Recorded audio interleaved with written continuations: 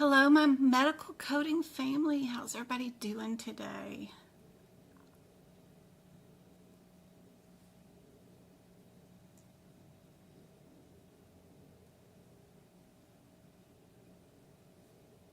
What day of the week is it? Are we Monday? We are Monday all day today. How's everybody doing? We had a busy weekend. We had our E&M extensive workshop that ended up being 5 hours long. It was really fun. We had lots of aha moments, of course, of this is why I can't get anything right on the CPC exam for E&M. Little moments. That was too fun.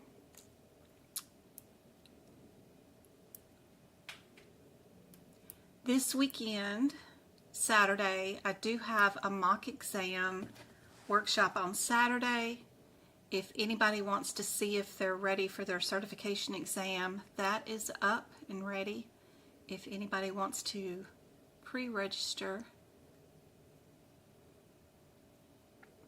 Today I thought we would do reproductive health because I know most of the time when you start off on the CPC exam, reproductive anatomy questions are the first things that hit you on that exam, and they're really odd ones.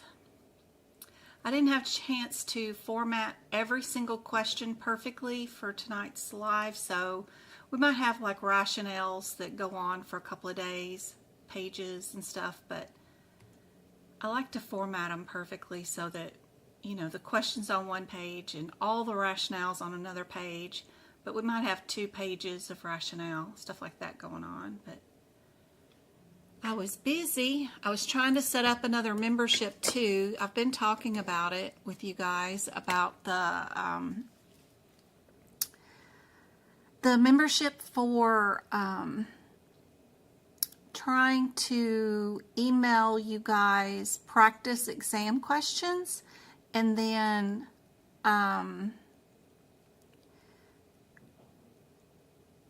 get you guys to answer them, and then I email them back to you guys with your answers and rationale, that kind of stuff, and see how it works, so that you guys can practice exam questions through the email. I have some people beta testing it, but that system is not going to work as far as my website goes, because I cannot email from my Wix website, the company that I bought my website from. They do not and will not email HTML exams, is what it is. It's like this interactive exam that you guys will be able to do. So this is a little wrong. We need to do it like this. There we go. And then you guys would essentially enter in your email address and your name and then take the quiz, and then it would grade it and email it back to me. I can't get that to happen with my website. They just don't have the technology yet. So, and then trying to keep up with everybody's email address and manually do it myself individually per person would be too much work for me. So, the other way I came up with it is that if I email you the exams 3 days a week, then you email me back your answers. At the end of the week, I'll send you the answers and rationales for all 3 exams. We can do it that way. That way I can see and go through your emails during the week myself. And if I see that your answers are way off in certain areas, I can email you back some sort of study information or added information. But I want a way of knowing what you think the answers are before you see the rationales. So I come up with that idea, is that I'll send 3 exams a week. What I like to do is, like on Mondays, I send the first 5 questions, and then Wednesday I send 10 questions, and then Friday I send 15 question exam. And typically those exams are all over one chapter, like it all might be guidelines or it all might be integumentary. So Monday we start you out with a range of questions, and you need to answer those and send those back to me. And then Wednesday I'll send you an exam that's like 10 questions long, still an integumentary. And then Friday send you one that is 15 questions long for that chapter. And then Sunday I'll go over that week's questions and answers that you sent me back, and then I'll send you the rationales so that you will know. And if there's any added information where I think that there's anything that I can send you where you're getting things wrong, I'll add that into our emails on Sunday. But it is going to be a lot of work for me doing it this way, so space will be limited. If you want to sign up for that kind of stuff, it is under my memberships. There's a free trial. You can do the 3 days for free and see if you like it. And if you don't like it, you can cancel, of course, anytime, always. But just one of those things that I've been working on and thinking of what I want to do with that kind of stuff. I know I have some people that need more of an help from me, but I can't be there to teach them everything with each question every day. So maybe this will help. We'll see. We'll try it out and see if that helps. That makes a difference, where I can get more people done at one time. But for now, we've got our free session, and we're going to do a couple of hours of practice exam questions. And let me check up on chat and see what all I've missed. You've got your first question up right now for you guys.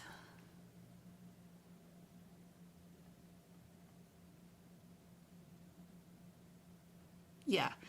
With retail and a lot of other industries, you know, not a lot of people go into a business to buy stuff. I mean, I don't even buy my groceries in the grocery store. I mean, unless I'm on vacation somewhere else. And typically I'll still Instacart groceries to an Airbnb. I do not go to the grocery store anymore. I have that year membership, and I will order it, and I will gladly pay somebody $10 to go in the store, shop my items, and bring them to my door.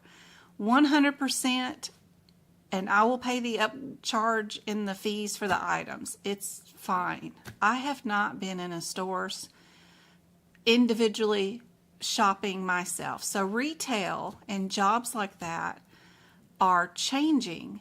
And one of the major jobs that will never go away and will never change is healthcare. There is so much that you can do with a CPC that is just not medical coding and medical billing.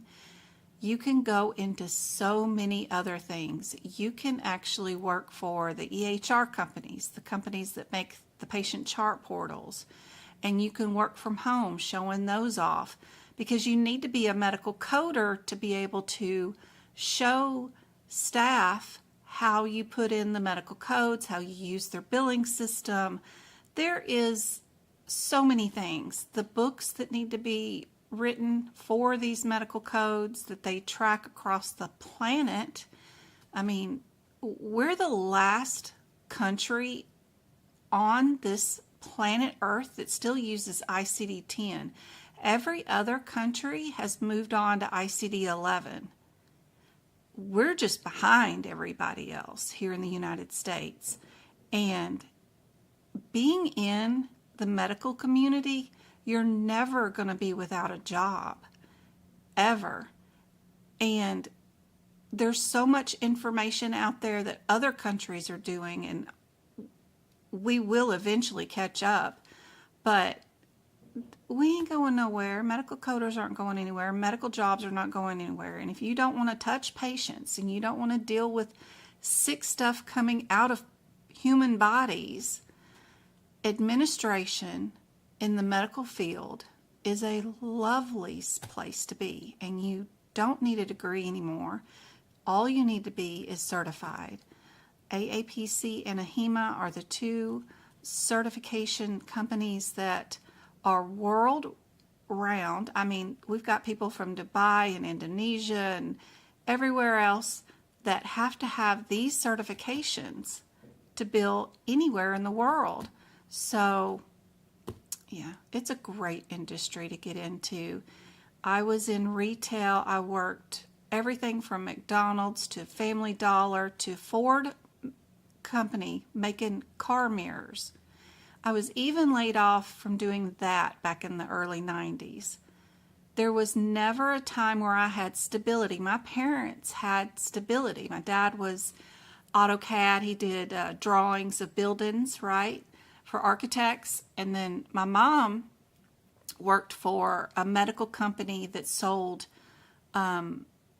medical instruments, like surgical instruments. I didn't realize it at the time, but not that that was much of an influence on me, but when I went to college, I decided that medicine would be the place I would go to, because you always see those ladies nice and happy and air conditioned at the front office, and they never seem to be without a job or stressed about anything. So I just picked it, not because my mom was doing it, but at least those two had stable jobs that never went away. I was a lifeguard. I was a ton of things and tried a lot of things in my life, but healthcare has never let me down. Even if when I eventually did get out of patient care and patient bedside care, there was still a position for me. And I still get asked all the time. And I even created a position that wasn't even available when I wanted one eventually. So, I legitimately went to another company and said, look, I did this for this company. Y'all don't have this position, but this is worth you guys having. And this is the salary I want, which was double what I was making at the other company. And they said, okay, what do you need? I said, I just need an office. So they gave me my own office and started right then and there. You can do anything you want in healthcare. It's great. You don't even need to be clinical. Yeah. This will open a lot of doors for you. And I would not suggest it to anybody and wouldn't praise it if it was garbage. I'm sitting here teaching for free and, have done it for 6 years and would love to see you guys get into medical and healthcare without spending one dime on me. Just let me influence and help and make sure that you get into a better income bracket and a more stable job, that if you get a crappy boss, you can walk away from and get a new job the next day. One that you could work hours that you want in an environment that you want, and it's still a job, but one that makes you creatively happy and also changes your life for the better, where you have stable income. Just being able to make that kind of influence on your life and make a difference for you and help you out, that would be great. That's great. I'm not trying to sell you anything. I don't even want you to take the AAPC medical coding course. I don't want you to buy any of my notes. I want you to just be able to do this all on your own, self-study, and get into this field and love it or hate it. Sometimes it's not always the best. Like when I left patient care, I really hated it. I hated auditing CPT codes and HCPCS codes and ICD-10 codes, because that's what I was doing. I was auditing physicians and making sure that they were coding appropriately and getting patient services that they were supposed to be doing. And it took me 2 years to find my joy in it and love it as much as I did patient care. But that's just because I didn't have patients running down the hallway or family members, or I couldn't go to Walmart in my own town without people going, "No, there's Miss Jen, you know, she took care of me there," or whatever. I missed all that. I missed patient care. I was a sad girl for 2 years. But I made more money in administration. I had less work, less stress, way less stress, because I couldn't give my patients the medical treatment that they needed because, you know, how our healthcare system is set up. If you don't get your prior authorization or whatever, you can't become healthy. So it was a nightmare. Good gracious. But I found my joy in it. I had to find some reason to love it, and eventually I did start winning awards and doing stuff for my company that was really kind of cool, and eventually found some joy in it. But I've even been sad in this position before, for sure. But, you know, it made it all worth it. It all came around to where I ended up teaching physicians, and then I ended up teaching you guys. So it all comes around in circles. And all life is about highs and lows and writing it out anyway. So yes, you can find jobs, lots of jobs. There's a million of jobs. Do you need to be aggressive? Yes.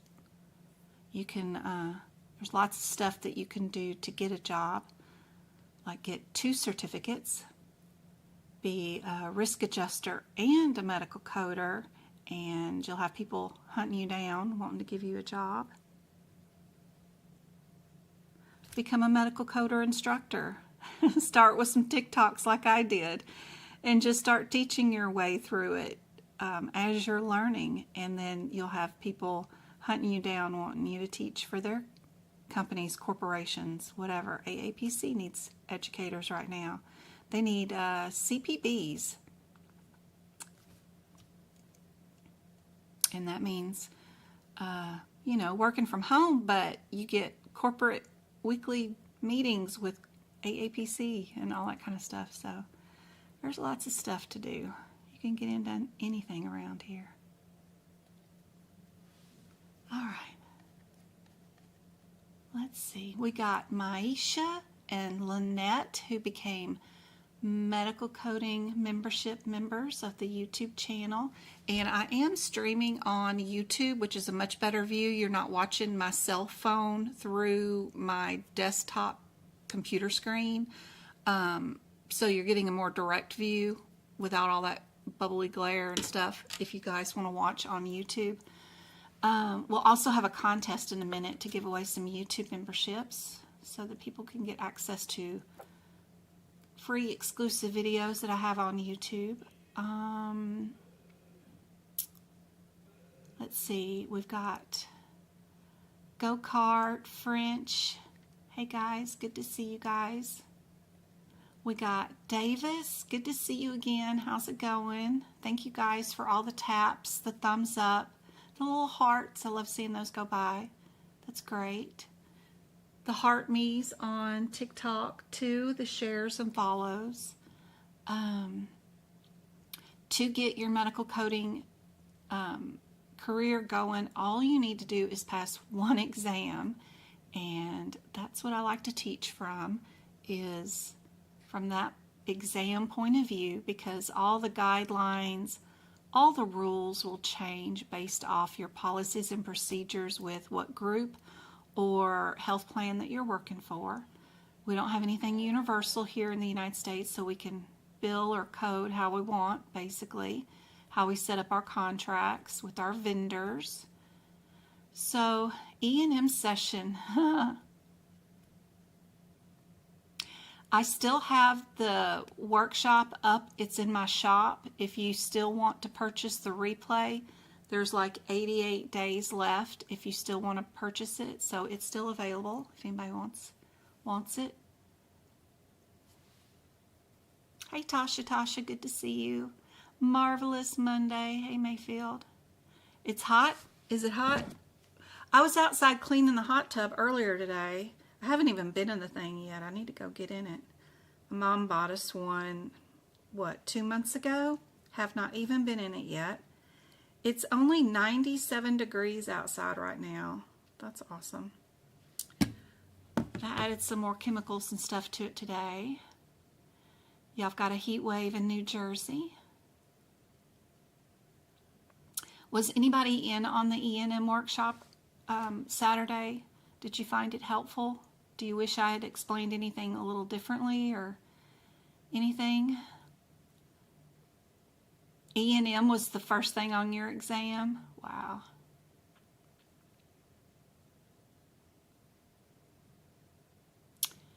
I'm taking my CPC exam next Monday, second attempt. Need prayers. That was Roman. We'll see if we can't go over some stuff that might be on that. You know you're going to have babies being delivered, triplets or twins, one of the two, and then knowing what a VBAC is and that kind of stuff is super helpful.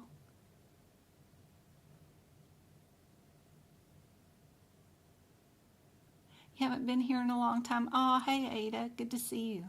Glad you're back.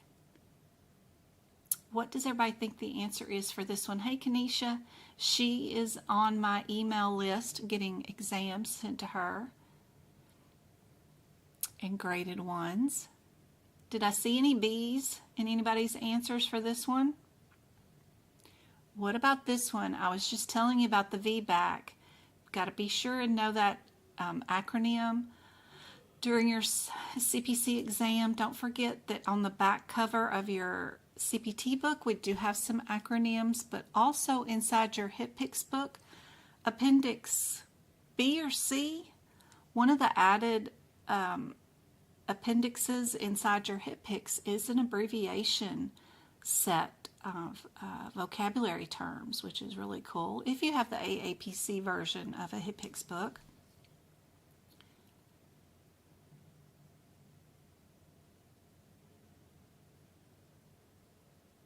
Thanks, Becky.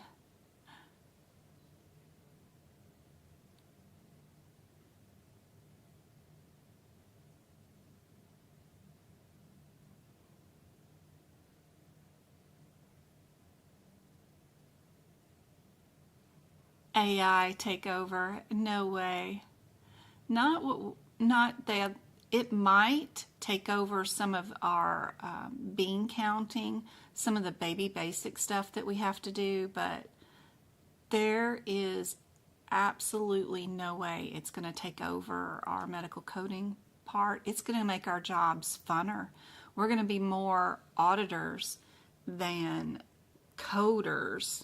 We've already got our physicians pretty well trained in being the coders. They're the ones that pick the E&M level and that kind of stuff. We have to match our guarantor information as far as who's the payer, what network they're in, what modifiers go with which code based off of what plan. Because, you know, TRICARE, you might bill a CPT code, but Medicare, you're going to bill HitPix, all that kind of stuff.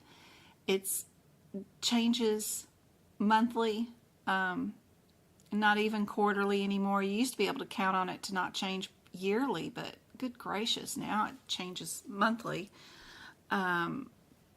Every time Congress passes any kind of bill in Congress, even if it's supposed to be related to, I don't know, a military deal or something, who knows, whatever it is, they hide Medicare payment information inside those bills. It could be about disaster relief or a rainstorm in Kentucky, but in it somewhere is a change to Medicare, 100%, every single time, which changes everybody's commercial plans too, because everybody follows suit. So it's crazy. So every time Congress meets or whatever, yeah, so it could be monthly. You never know. Thanks, Mayfield. What's everybody got for this one? Lots of D's? Good job. Perfect. What about this one?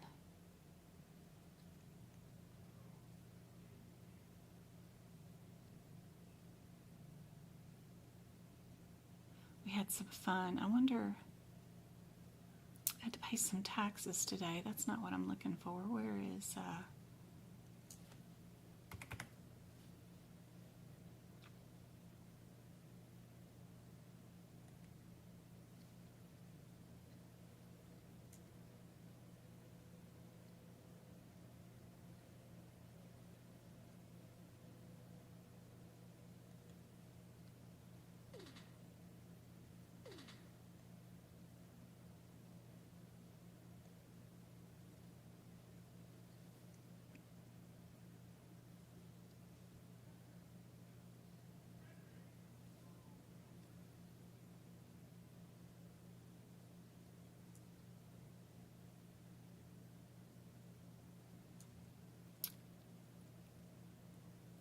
yay! She passed her CCA exam on 6/18 through AHIMA. Woohoo! Congratulations! Yay! I hope I helped out a little bit, made it a little less stressful for you. That's awesome. We got one of my very first people that I ever helped back in 2019. Her name was Janet, and she was taking one of AHIMA's CCS exams, and I helped her pass. She was awesome. She helped me, pushed me a lot of times to create more content for TikTok and things, pushed me to create the Discord study group, building a website. She was just like, okay, you need to do this, you need to do that. So she was awesome. She's got now her CPC and CCS and out living her best coder life. She'll probably be running an apartment by now.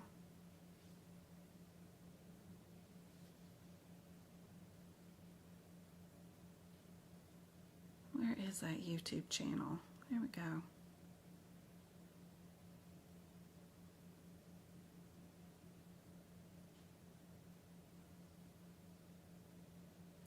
My,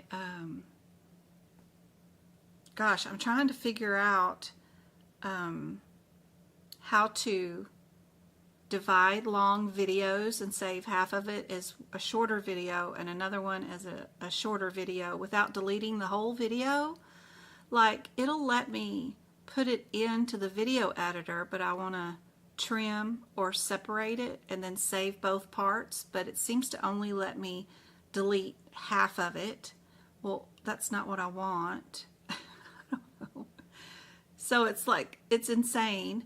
And it's an original video that I had edited to create a capture of another video that didn't capture properly. So it's like, I don't know.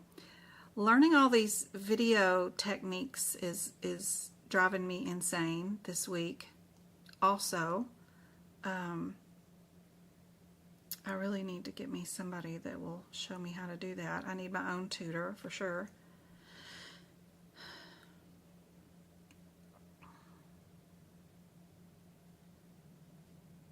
There's always something to learn.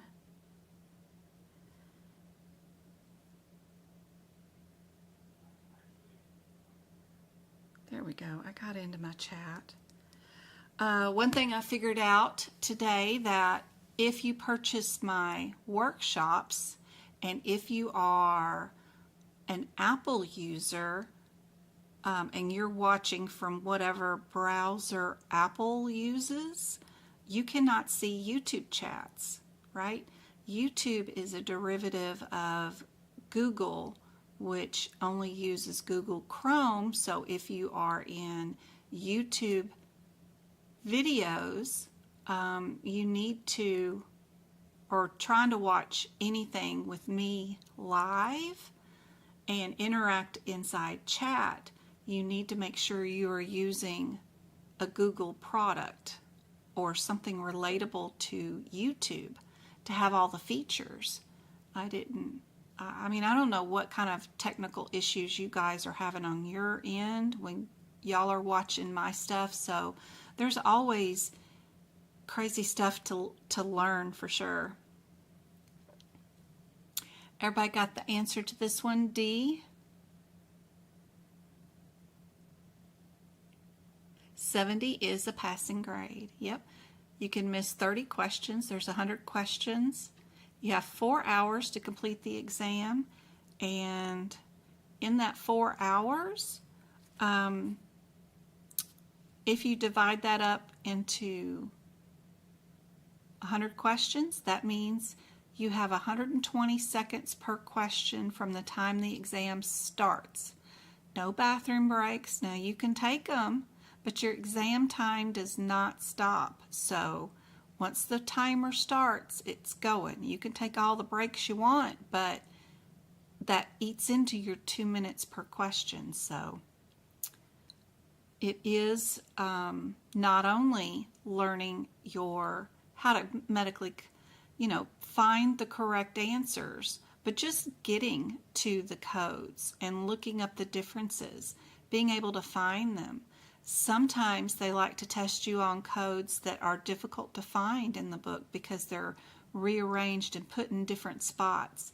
There's even some ICD-10 codes that have like alphanumeric letters in the 3rd or 4th digit, and finding some of those are very difficult because they're not in the front where you think A would be.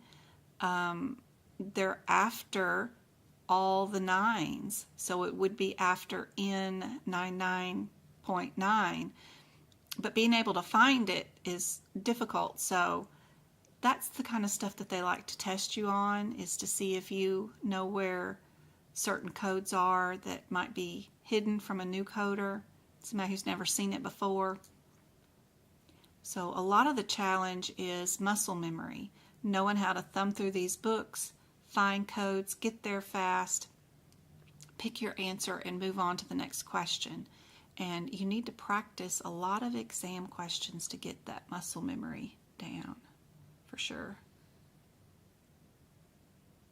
Yeah, you can have your books during the exam. It is an open book exam, for sure.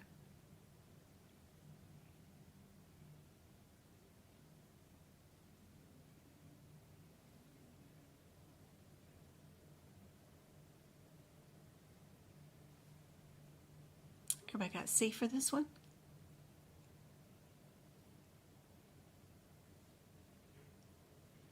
What about this one? Do you know what in the heck they're talking about up here? Is that needed for this exam? If we look at our differences between our available answers,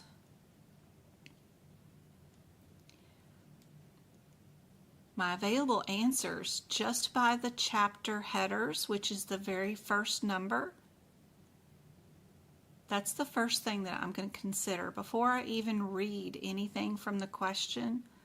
A lot of times I can do these without reading any of the question at all, but for this one, I would be thinking, oh, that's an anesthesia procedure, because I know that chapter starts off with the letter or number O.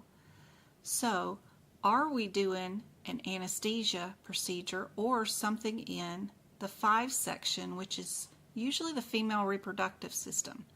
So if we look at our last sentence right here, it says that we are to code a procedure. Anesthesia is not a procedure. It's a service. It's different. It's not a procedure. So we know our answer is probably going to be A, B, or C just based off that. Now we just need to know, would we add radiology to these codes? A lot of times these codes already include radiology, and you don't add anything from the 7000s. Again, I know what that chapter starts with just by that first number. I know all the 7s are radiology, MRI, CT scans, chest x-rays. These are female reproductive or male reproductive procedures, right? Just knowing the chapter headers make a big difference. And I would go to these 5,900 or 1,000 codes, see if radiology is already included in them. If it is, then I know my answer's A, without even reading anything other than this one word, procedure. Because I don't need any information out of the exam question other than that.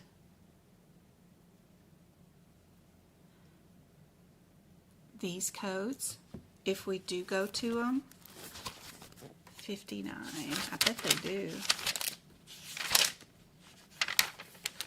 If you're in the 2,500, oh, it's the male reproductive system, yay.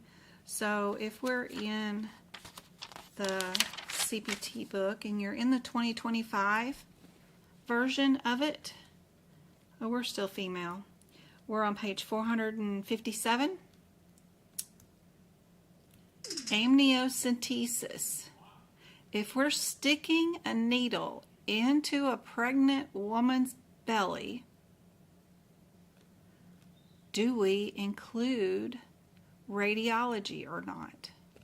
Is that a separate thing that you bill separately because we don't ever use it during an during this procedure? It would be something that we have to add on and bill for if we did it. Is that true? Or is it included? There is a parenthetical underneath one of them.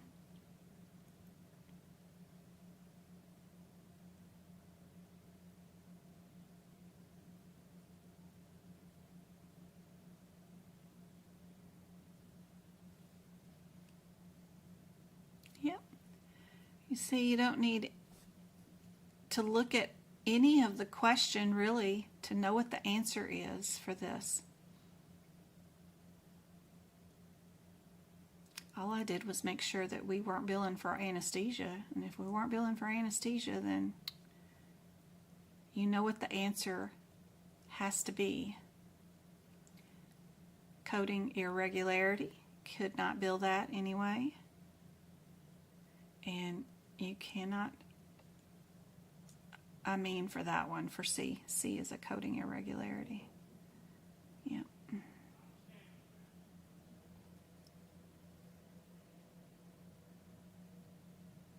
All right, what about this next one?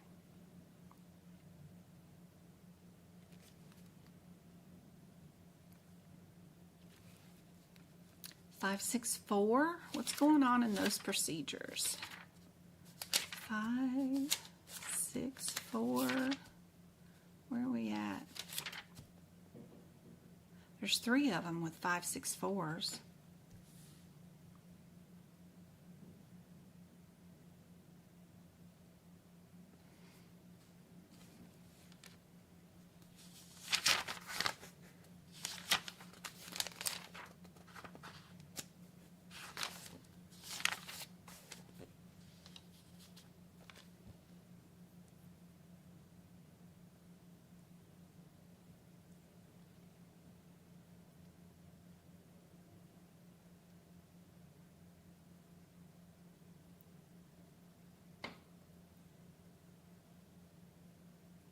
We got procedure differences, body part differences between these codes, and then our 5, 6, 7, 40. Yeah, just a different procedure. Are we doing incisions, excisions, moving things around?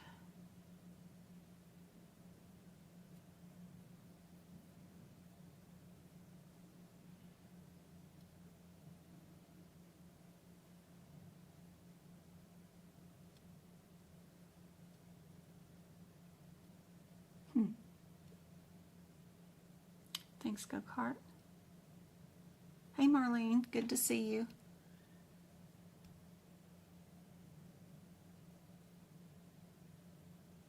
Oh, I just finished school in medical billing and I feel stuck. I was just thrown to the wolves without any help for employment. That's unusual. Did you do a school with AAPC or some other school? Because, let's see, like, if we go to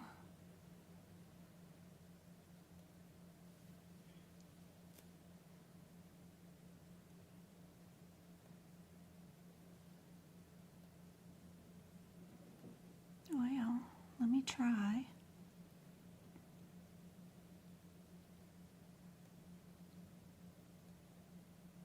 Which school?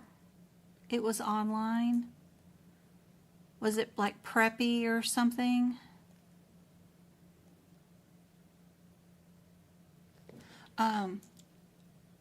If you are or went to AAPC, of course, after you finish your certification and you need to maintain it or all that stuff, they do have a career center. There's a drop-down menu under resources. They also have a learning library, and it's really cool too. At the learning library, they sometimes have a lot of events and product demos, but they have, I've even found some courses on how to do like auditing, making good use of your time, how to be a good leader for your career or department. But if you go to the Career Center right there, they have find a job, post a job, your salary reports, mentorship program that you can get into, and they also have extern and all this other stuff. So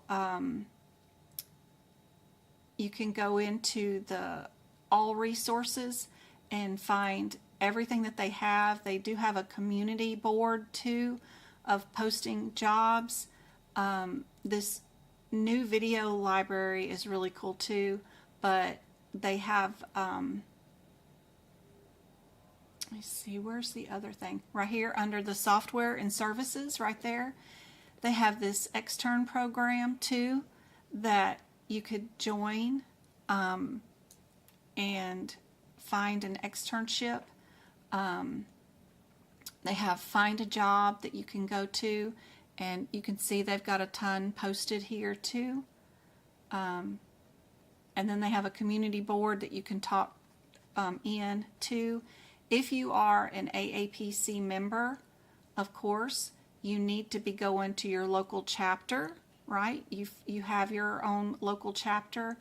I don't do mine because it's too far away, but if I go to Las Vegas in Nevada, it's a different state, but I usually pick them because they're only 2 hours away from me, where my local one in Arizona would be 5 hours away.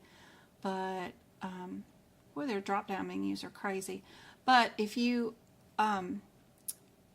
haven't went to or attended even the virtual meetings, and you don't know who your president is, and they don't know who you are, and that you just passed, and that you need help finding a job, then how can they help you find a job? Like right here, they're fixing to have a meeting on 7/10/2025 virtually. It's worth some CEUs too. It says learning lessons in leadership. Yep. Figured. So they're always trying to show you how to be a good leader, how to make good communication, talk better than I do, of course.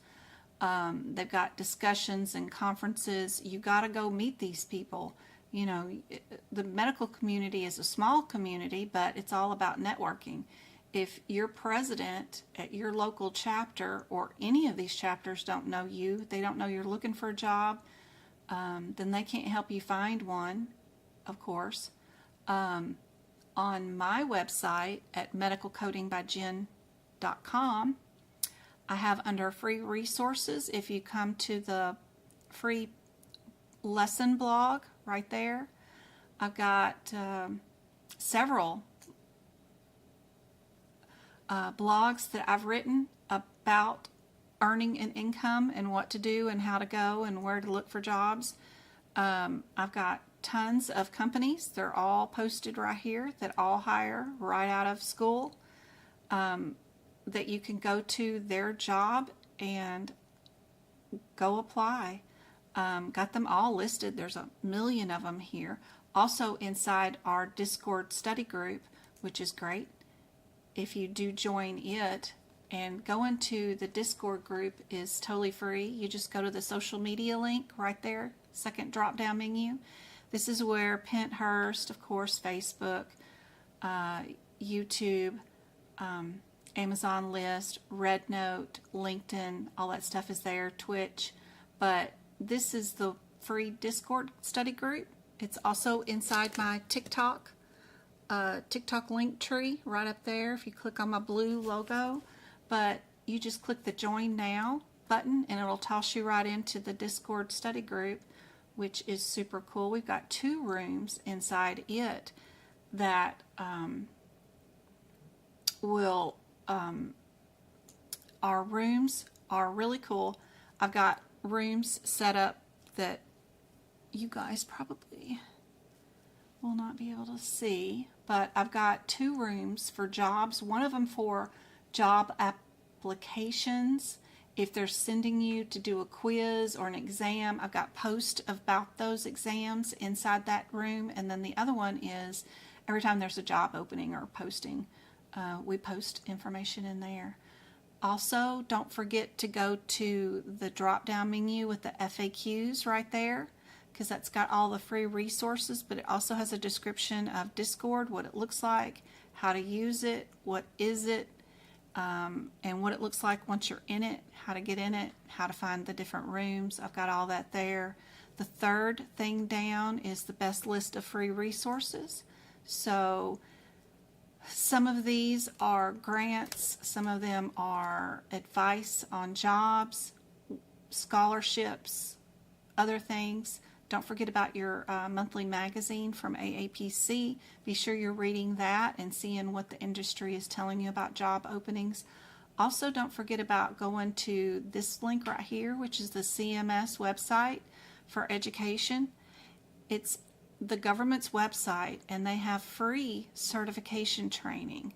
So you can go in here and you can get further certifications that are totally free. Like, I sent everybody an email about this one this week about ICD-10. It's just a class. It's 60 minutes long, but you'll end up with a certificate from CMS, legitimately Medicare and Medicaid services, that will have your name on it that you can add to your LinkedIn profile, to your resume that says you went through training with these people.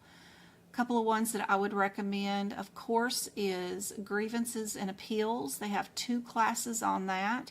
You can take these over and over again until you pass them. But these 2 classes, and you add those to your resume, I guarantee you can find a job doing appeals and grievances anywhere in the United States. No one wants to do those jobs, but no, I mean, it's not that bad. It's fun. But they have tons of, they'll show you how to do PCS, but you get a free certifications. The fraud and abuse, there's 2 of them. My employer used to send me here every year to do these. There's 2 of them. We had to do them every year just to even have access to a patient's chart. And if you're out there in the world trying to apply for jobs and you have not done these 2 certificates and added them to your resume, that doesn't, if you did do it, it'll tell HR department that they don't have to send you for fraud and abuse training once they hire you. You've already got that done, and they can throw you right into the job. That's one last step that they'll have to do if they hire you. So go get the fraud and abuse training. If nothing else, it's 30 minutes long. It's not that long, and you can watch it over and over again. Anyway, these are great for jobs, and my Discord group will tell you all about it, people that have been with me for a while, about all that stuff. So all this, my website is just full of free information for you guys. There's free CPT book prep. you can come here to that tab and it'll show you how to prep your books just like I prep mine, including the anatomy and the ICD-10. There's even book prep videos.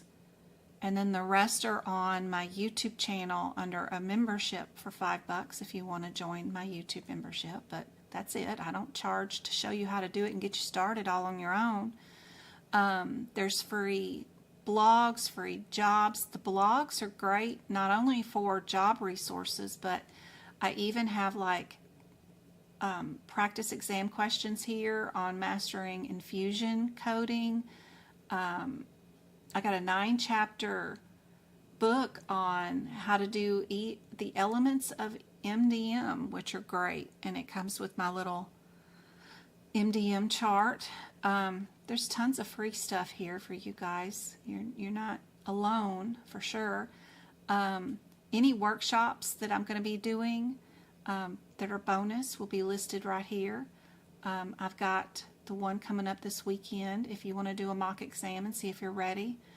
Membership plans. This is one of the new ones where I will email you an exam 3 days during the week, and then you will do those exams, send them back to me, and on Sundays I'll send you the rationales and the answers to those questions and advice on what you can do to improve your scores for the next week.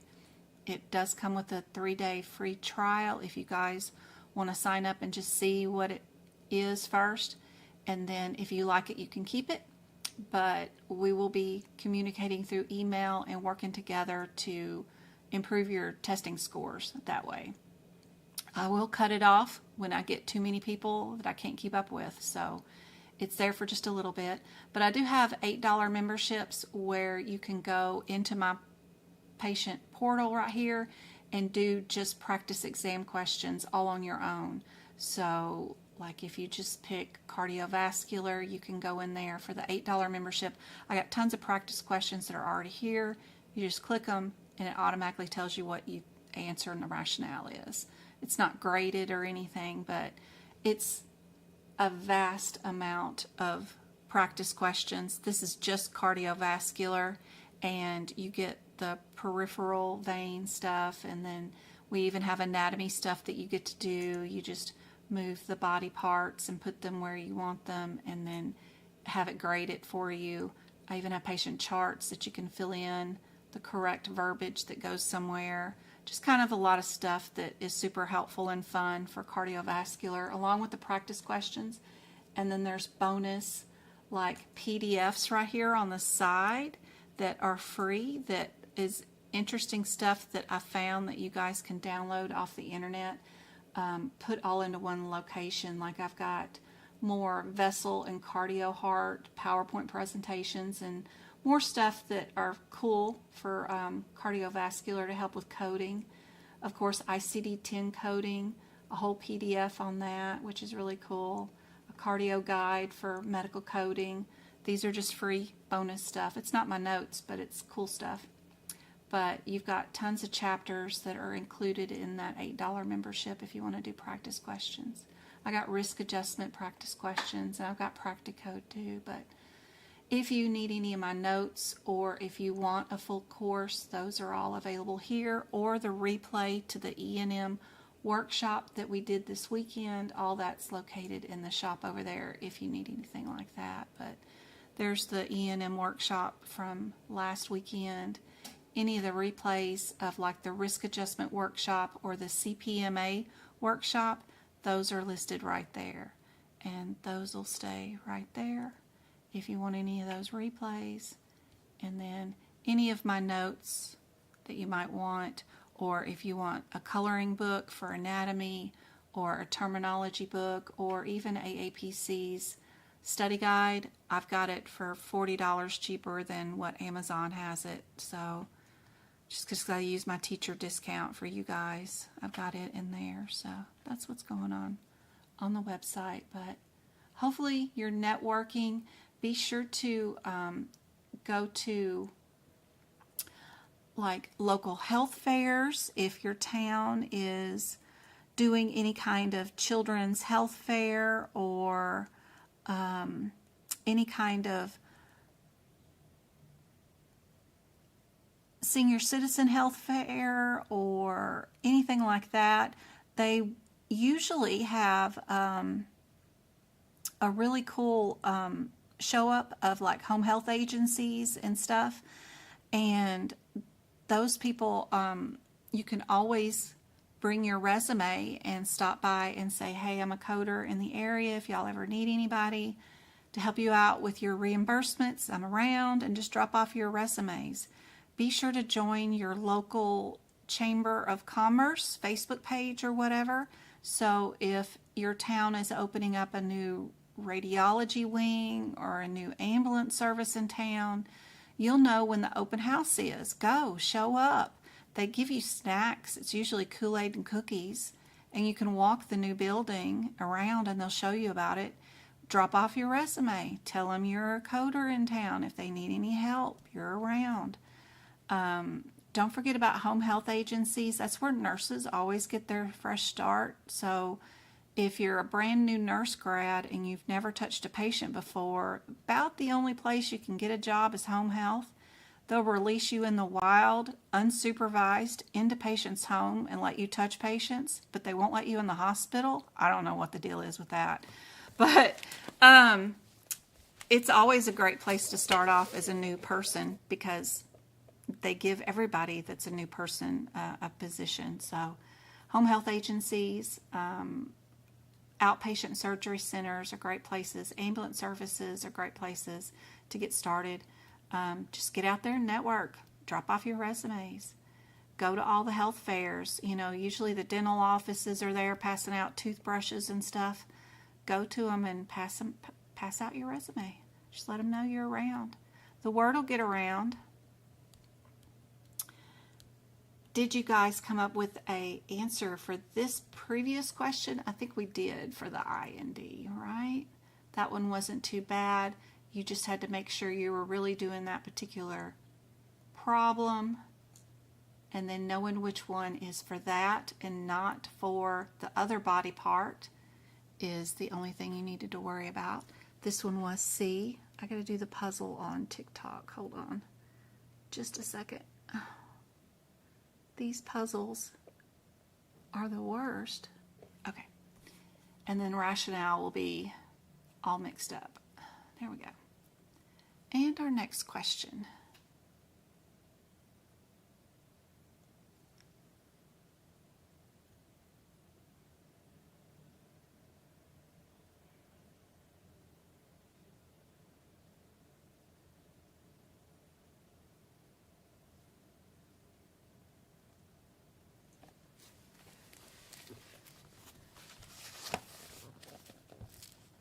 Yeah, the VA, dental, yep. Don't forget about CMS website. I was just there. Go look at their job opportunities. Don't forget about EHR companies like Epic and stuff like that. They need medical coders to train other people to use their system. There's job openings in tech for medical coders too. People that write these books, the AMA, aapc, ahima, they all need people too. They're always having job openings. The AMA has job openings. Other medical entities like NCQA, CSI Group, lots of different companies. I even have in my blog a list of, there's a different blog, not the last one I showed you, but there's another one about employment in there. But it lists you out what other words do I job search for that I can do besides medical coding. Like, I'm not just going to go into Indeed or whatever and look medical coding. What are some of the other words that I can look up? Like, you know, verifications or abstractor. What are the terms that might be in an employment ad that I don't think is for a medical coder but really are? And I've got a whole list of those words so that you know that you can apply for those positions too, even though they're not technically saying CPC, you know? That's what they want, is a CPC. but it doesn't make it clear in the ad. Just because they assume you know that you can apply for that job. It's kind of funny.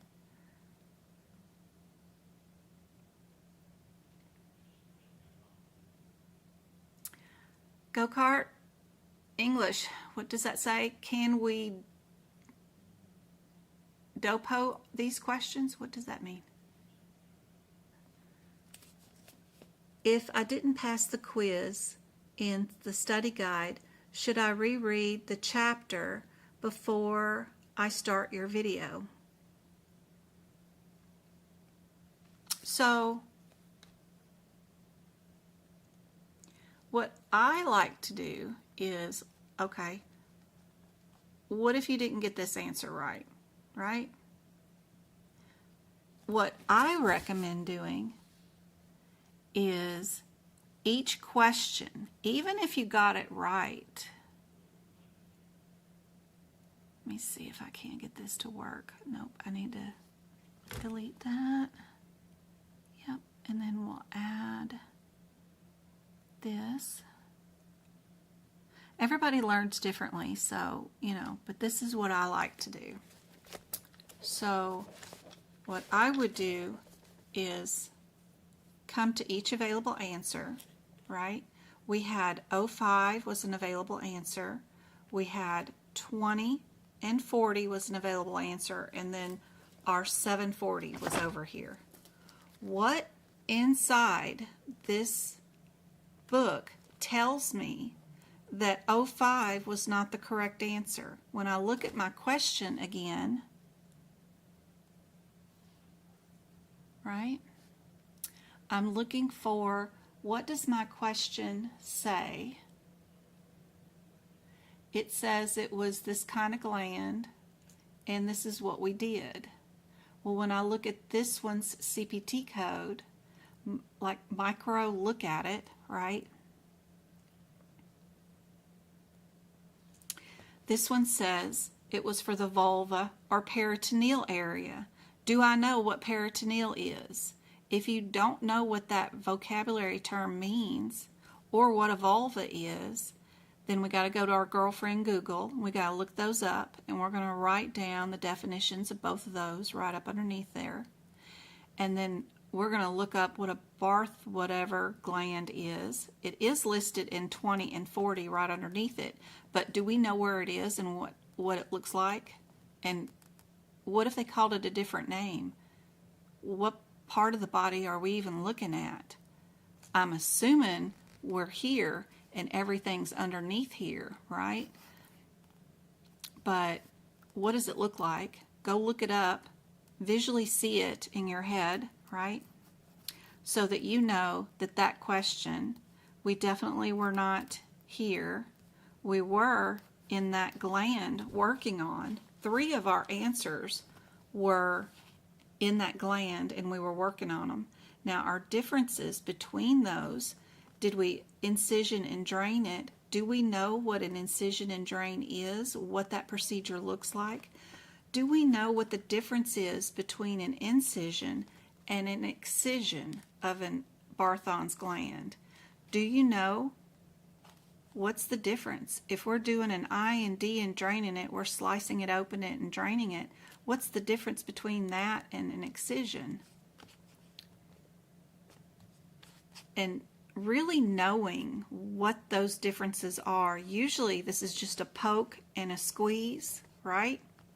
This would be removing the gland or a cyst, where we go in, cut it out, stitch it up, and remove the gland itself. So check your question and see, did we just poke it and squeeze it, or did we cut it out? Okay. Because sometimes they'll start out saying that they incised and drained it, but that didn't help, and then we went back in and we cut it out. So you got to be careful. Now, do you know what the 40 is? What's marsupialization? What the heck does that vocabulary word mean?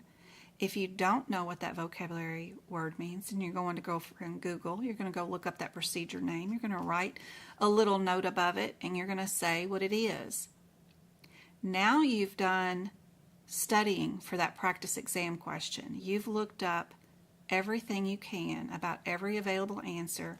You've looked up every vocabulary term that's in them, made sure you can visualize and you know what each term means and what the differences are between those codes. Even if you got the question right, even if you got it wrong, it doesn't matter. You've thoroughly evaluated each possible answers and you've learned more about more codes, so that if the exam question is written differently the next time you see it for your certification exam, if they did do an excision after an IND, you know what to look for and what would be the answer. If they just moved the gland around or changed it, then you know what the definition or the correct answer was going to be. Some other things that you should pay attention to, of course, is all these procedures were underneath this red header, which is underneath this green header. That makes a difference. Sometimes your procedures will be underneath a different red header, but they're still an incision or they're still an excision, right? It's still an IND and it still may say Barthon's gland, but it's under a different red header. That is vastly important to learn. It matters what red and green headers or blue headers or even black headers that you're under in this. They're going to give you during your exam a couple of codes here, and they're going to give you a couple of codes that are over here. What's your differences? These codes are under head and neck. These codes, you got to go back a few pages. They are under vascular procedures, but they're also only under aorta and arteries. They do have vascular procedures that are broke up into different categories. These are all aortas. These procedures are all veins or lymphatics. So if you have two codes over here and two codes over here, you need to first not look at your codes and your descriptions. You need to look at your blue headers and see which blue header you're under first. That'll eliminate two answers, and then you can look at your CPT code descriptors. More than anything, they want to know, do you know how to use these books? And the only way you'll know how to use these books is if you slow down and you actually go word for word and work out what's going on between these codes and the code descriptors. You've looked at the vocabulary terms, you've done the work to define them and add some notes, and you know that everything in this book, everything comes with a header and procedures that have to be covered and thought about before you run to the individual CPT code and see if that's the correct answer. Are you under an incision under ovaries, or are you under an incision under ovaries? We've got two of them. What's the difference? Are you doing the fallopian tubes and ovaries incision, or are you just doing an incision in an ovary?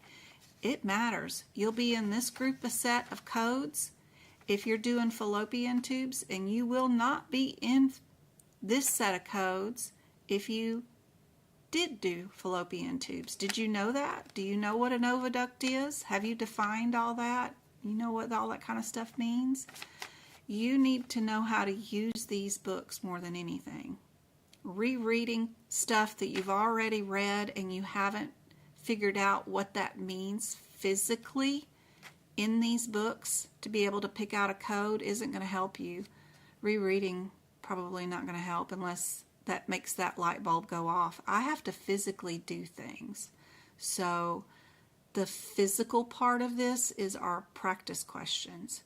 And if you go in there and figure out all this matters, that's super helpful. Each chapter will have some of that, little charty stuff that will list out your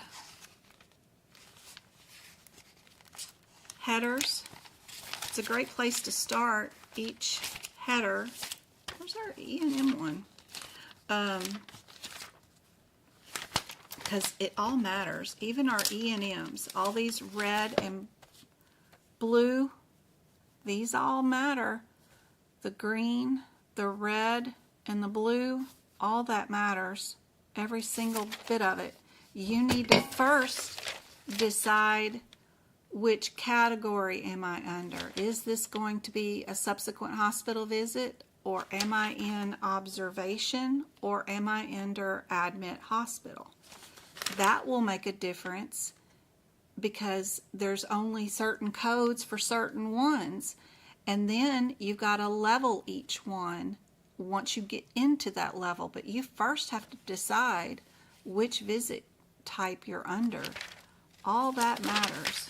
And then you go to integumentary, and we'll have a whole nother set of different headers that will mean something and makes a difference about which type of procedure set of codes you are going to be under.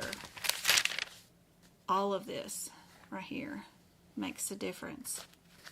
Are we doing skin? Are we doing nails? Are we doing cyst? Are we doing repairs? Are we destroying stuff? Are we doing the breast? First, you got to make sure your code sets or your answer is going to be underneath that. And do you know what the definitions of flaps, what's going on with other flaps? Do you know what a graft is? Just knowing all the differences between the vocabularies is super helpful, for sure. Do you know what a seroma is? Do you know what a bulla is? B-U-L-L-A.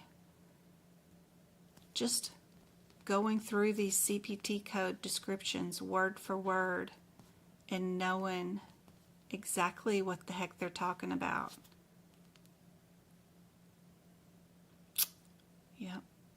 That's where you need to focus, I think, is coming in here and really analyzing each question that we do and find out why the wrong answer is wrong and why the right answer is right, and then what inside the CPT books tells you it is the wrong answer or the right answer.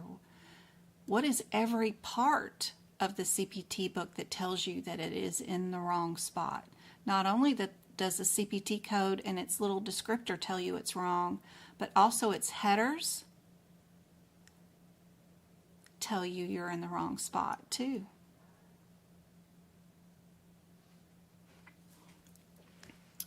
Yep. Anyway, I hope that helps some.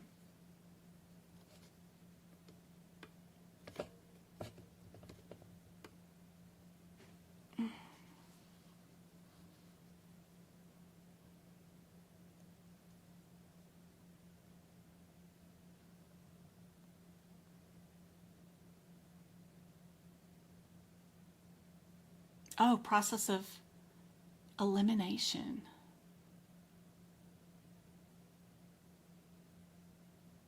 Love it. Can we use AMA's HitPix Level 2? Yeah, AAPC says you can use any version of ICD-10 and HitPix you want, but I am here to tell you you are at a disadvantage if you don't use their versions. They have decision trees and added information in those manuals that they put in themselves that they may test you on during your exam. Is it a huge, big, major deal? Not technically, but, you know, AAPC is the one giving you the certification. Then they make a book surrounding their exam. I wanted to confirm that the Practicode answers are under your Practical Coding Help membership on your website. Yes, ma'am, Miss Trauma Queen. They are. We can do a quick Zoom too, and I can show you how we're supposed to be utilizing that. So my intention is for you to do your cases as you're supposed to. Try to fill out the billing form all on your own. And then I want you to just check to see what the correct answer is before you hit the submit button. That is my intention with those. You can look them up by the case number, and they're all there, but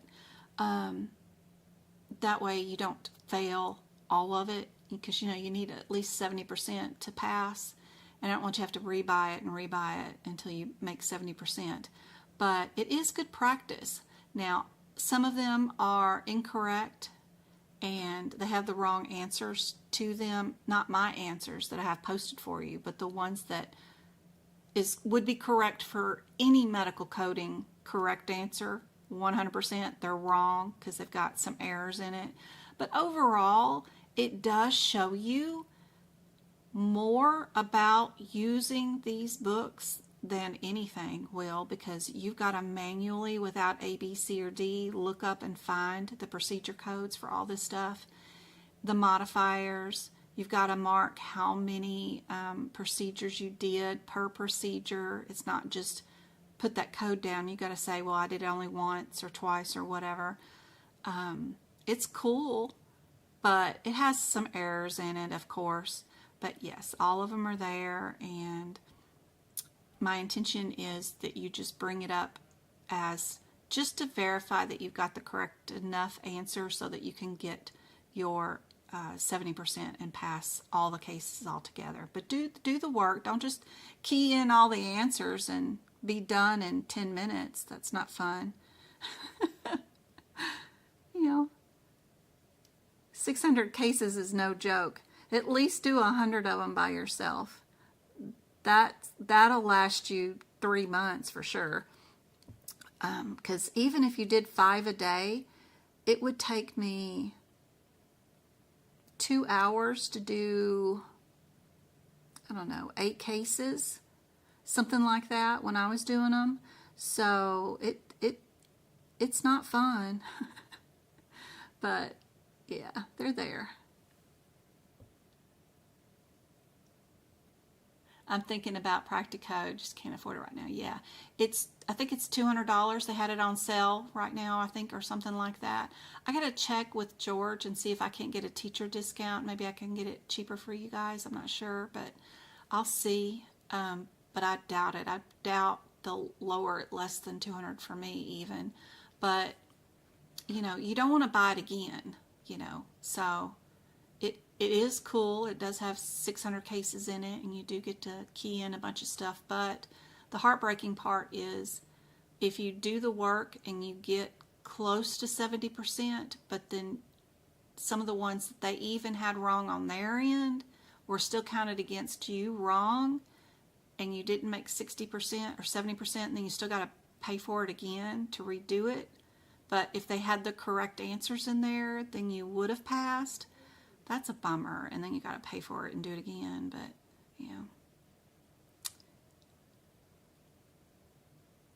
George, he's awesome. You had Practicode, you can't even use it. It's pretty cool.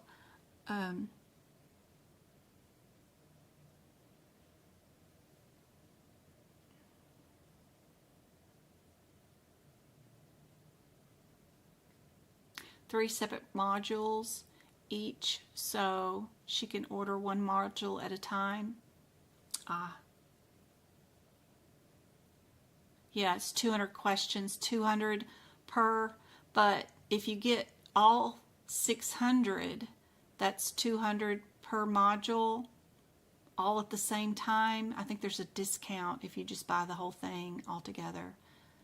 So instead of spending $300, you could spend $200 and get all 3 modules, and you need all 3 to get rid of your 1 year. So I don't know, $249 for all members. Okay, for all 3. Okay.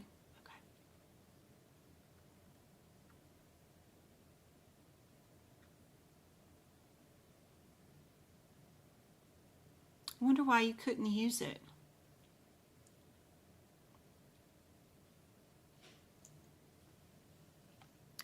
Mine's,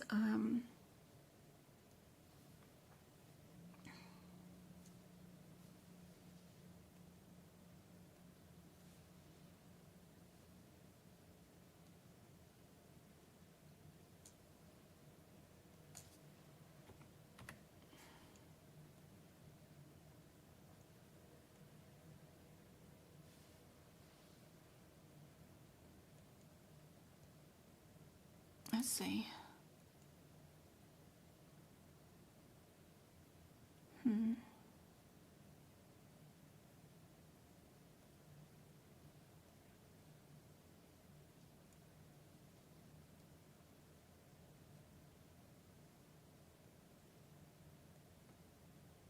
So,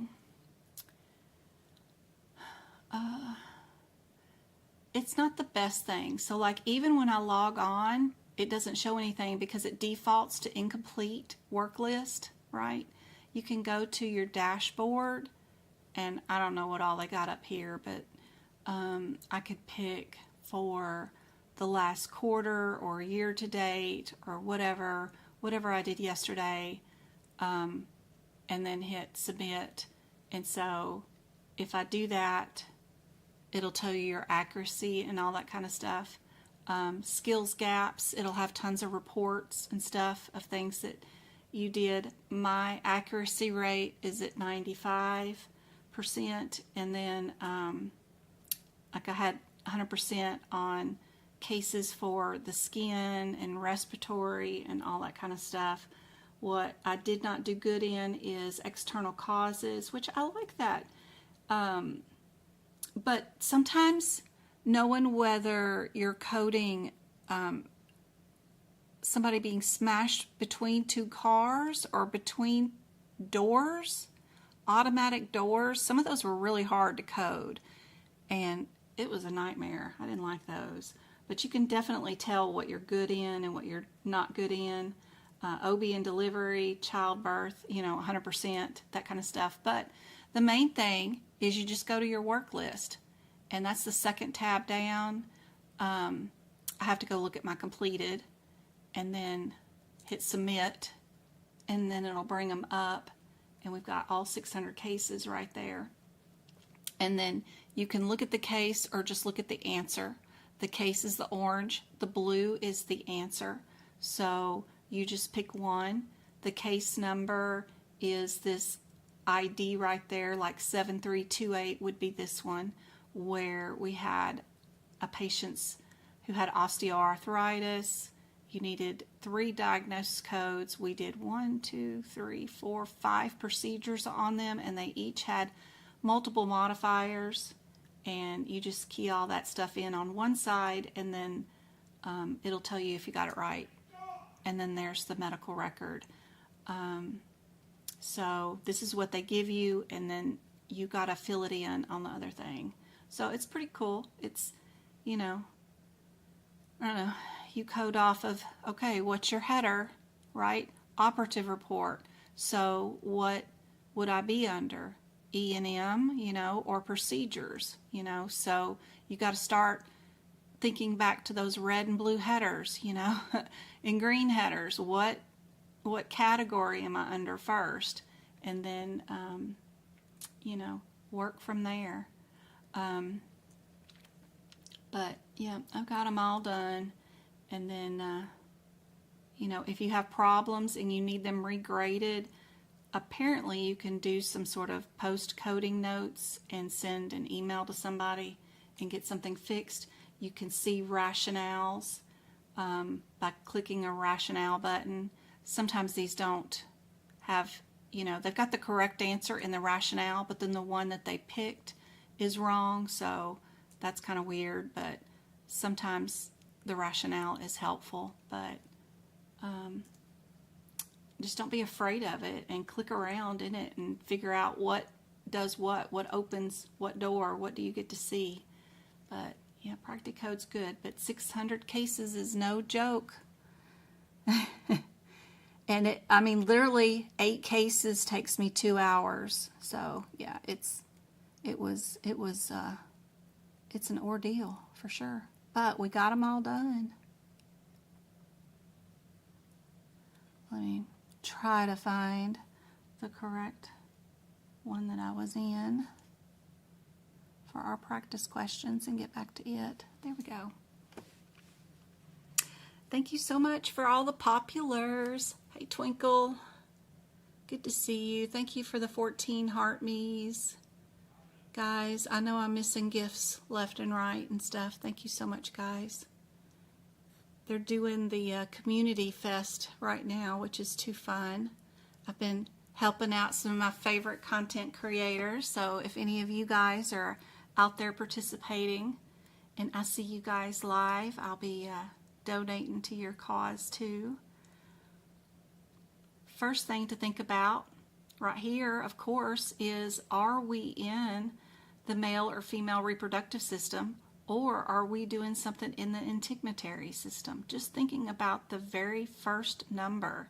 If there's differences, means different things, means you're in a different category, right? You're in a different area of the CPT book. If that is what you did today, which has a different set of rules, of course, than what we're doing. We've got 2 answers that start off with the first 3 digits. And in general, if you notice, every time these 3 digits change, we have a different header, actually. We've got 2 of them, and they're all in different headers. 2 of them are different. We've got 2 of them that start out with the 57, but the last digit is different. If the first 3 digits are different, then they usually means that they have different red or blue headers. So just knowing how the book is set up, why the codes and why the headers are there, step 1 of learning how to pass this exam for sure. The study guide helped me so much with what I needed to notate in my book. Yep, highlighted. Highly recommend, especially for students who are self-studying. Yes, yes, yes. Absolutely love that thing. They haven't updated the Practicode purchase on the website. It's not 3 modules. It's 200 or 250. Huh. I bought 1 module one time and it came with 300 questions. So maybe it's 2 modules, right? And they're, I don't know what they are each, but it was divided into 300. And I did those, and then I decided to buy all 600 because I didn't know there was 2 modules. I don't know what I was doing either. Their website is confusing. So then I bought it again, but bought all 600. So I did buy 300 at one time, and then I ended up having to buy both modules again to complete 600 or something. I don't know. They just ended up getting more money out of me, of course. I already bought all of their courses 2 years ago. Every single one of their courses, from CPB to CPC and all of them, to Practicode, to Codify, all that stuff, and then all their practice questions for every certification.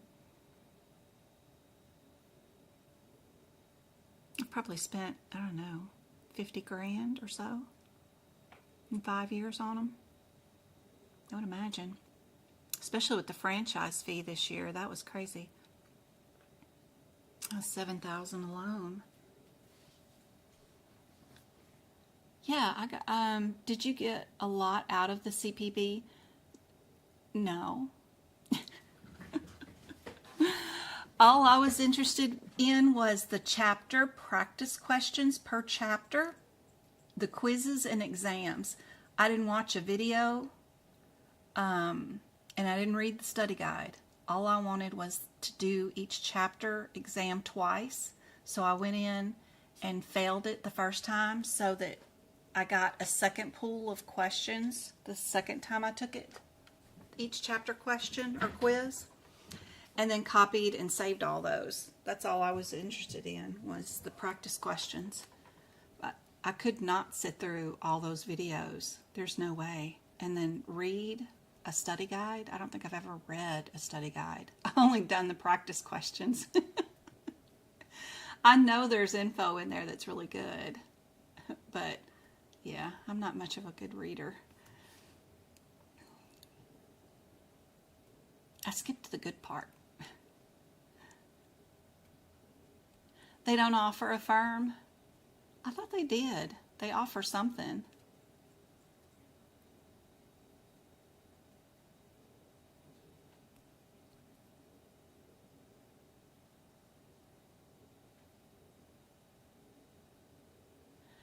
Adding anesthesia definitions, yes. To your section, yep, that really does help for sure.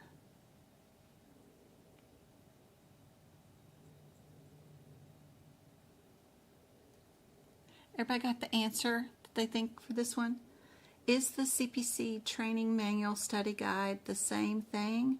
No, they are different things. They are different things. Do they sell the training manual now on their website? They give it to us teachers to send out to our students who buy the courses from us, but they are different books. The training manual is 2 workbooks, and it's much thicker than the study guide. Where's mine?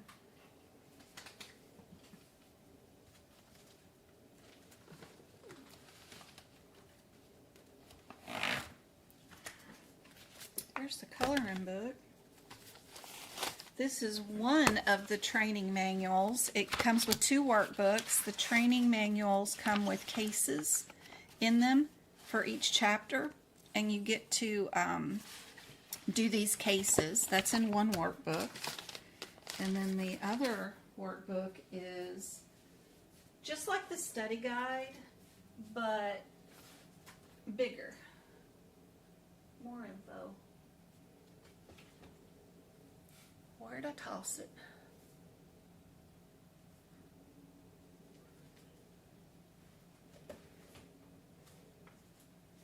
I got way too many books over here.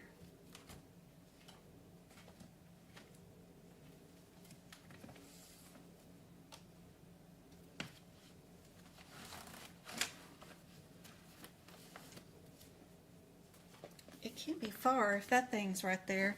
I even bought these things. These things are crazy. They've even got all these like surgery volume books, whatever, and they have all the fee schedules in them.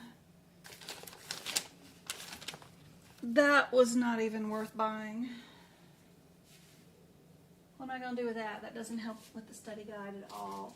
If you're taking risk adjustment, though, that's a really good study guide for risk adjustment. If you're doing CRC certification, that's a great book for that. Oh.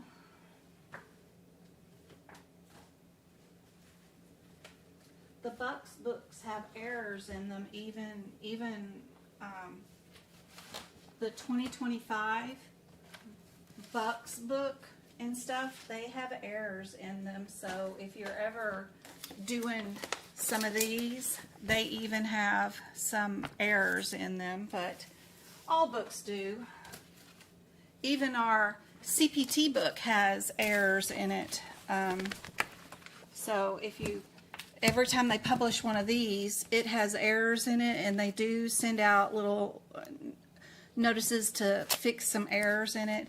But the study guide is pretty thick for the training manual, and it comes with that other one. So the regular study guide is about half that. It's how many pages? 700. It's got 700 pages, but it's just like the study guide. It's just an expanded version.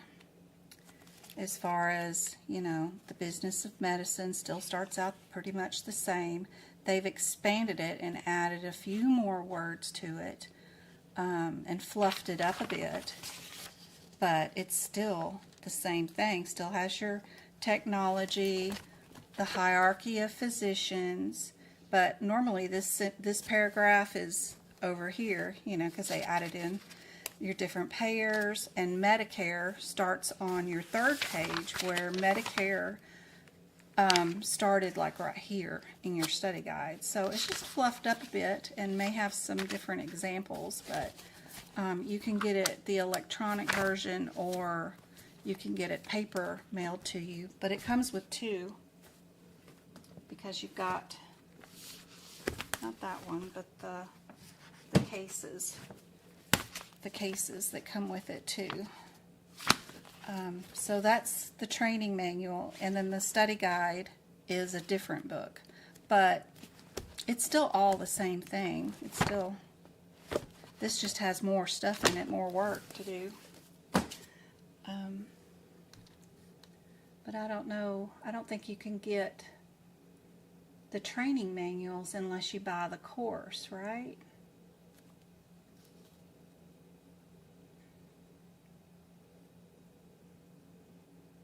I have to buy them, pay for shipping and tax for each one of my students to have those, which is, that's so crazy. But then I also have to send AAPC the money for each of the students to be in the course. So, and then I have to buy all their supplies. I literally put it all on my credit card, and then also have to pay for shipping and tax and stuff, so it's too funny. Where is, they got practice, they got study guides, but I don't think you can buy, yeah, they've got the study guides online, but I don't think you can buy those books unless you find somebody that took the course and will sell you one of their used ones. I'd love to be able to sell them too, because I bet some people would like them, but I don't know if they'll let me. It's in my store. I can buy it and ship it to anybody, but I'm assuming they'll have to be in the course to get it. Anyway, that's your differences between the study guides. There's not much difference. More work.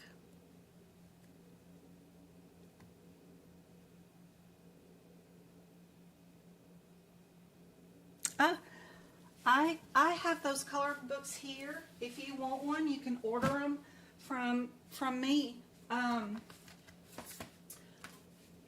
I used this one when I was doing school back in the 90s. Margaret's coloring book has been around for a while, but it's really cool. I love it.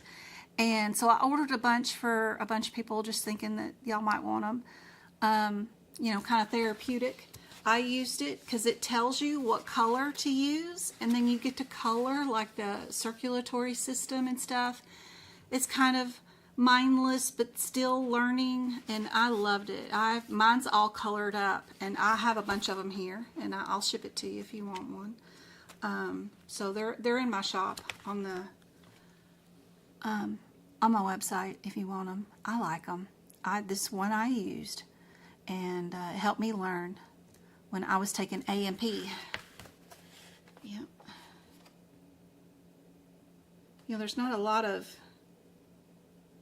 you know, I don't need a lot of fluff. I want to know what I need to know, and I want to color that. I don't want a lot of info that goes along with it, and that's why I really like this one, because it also tells you the definitions of the body parts that you're coloring, tells you clearly what to color them, and then gives you small amounts of information about them that's the correct, good information that's direct. I don't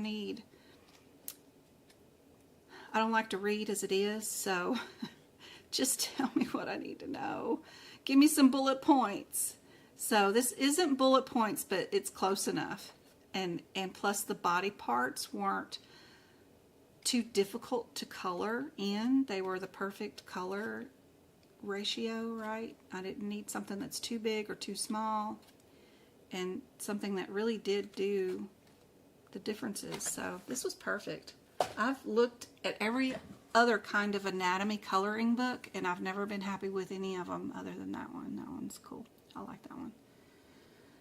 But for your CPC exam, all you need for anatomy to answer any of their questions is their version of the ICD-10 book, because this is where they get their anatomy answers from, right? They wrote this book. They put the decision trees in them. They did all the work to put this thing together. They're going to ask you questions about the anatomy from what they wrote in their own book, right? So if you've got a respiratory body part that they're asking you about, and you need to know which one is the, I don't know, what's the one that they're talking about on this one? Something about which one is the, all I got in my head is workforce, but that's not it. That's the cardiovascular. There's something about the trachea. Oh, which one's a windpipe? What's the windpipe, right?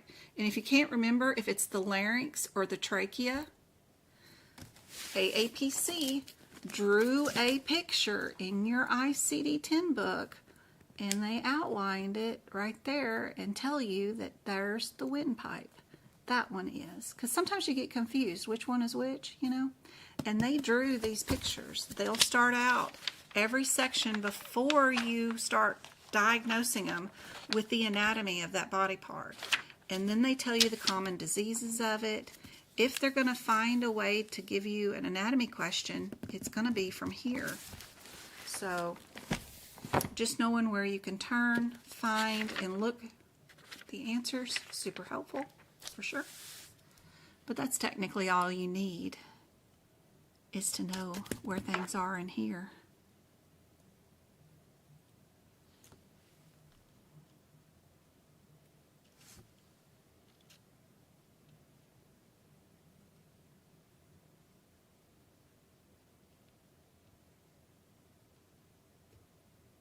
Everybody got your answer for this one? If we look at our differences, the 565 is under what header? 565.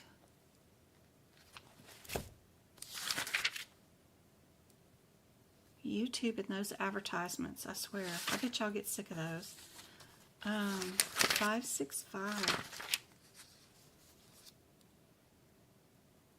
15 is under the header of destruction, but it's under the body part vulva, peritoneum, and then if we go to 570, 65,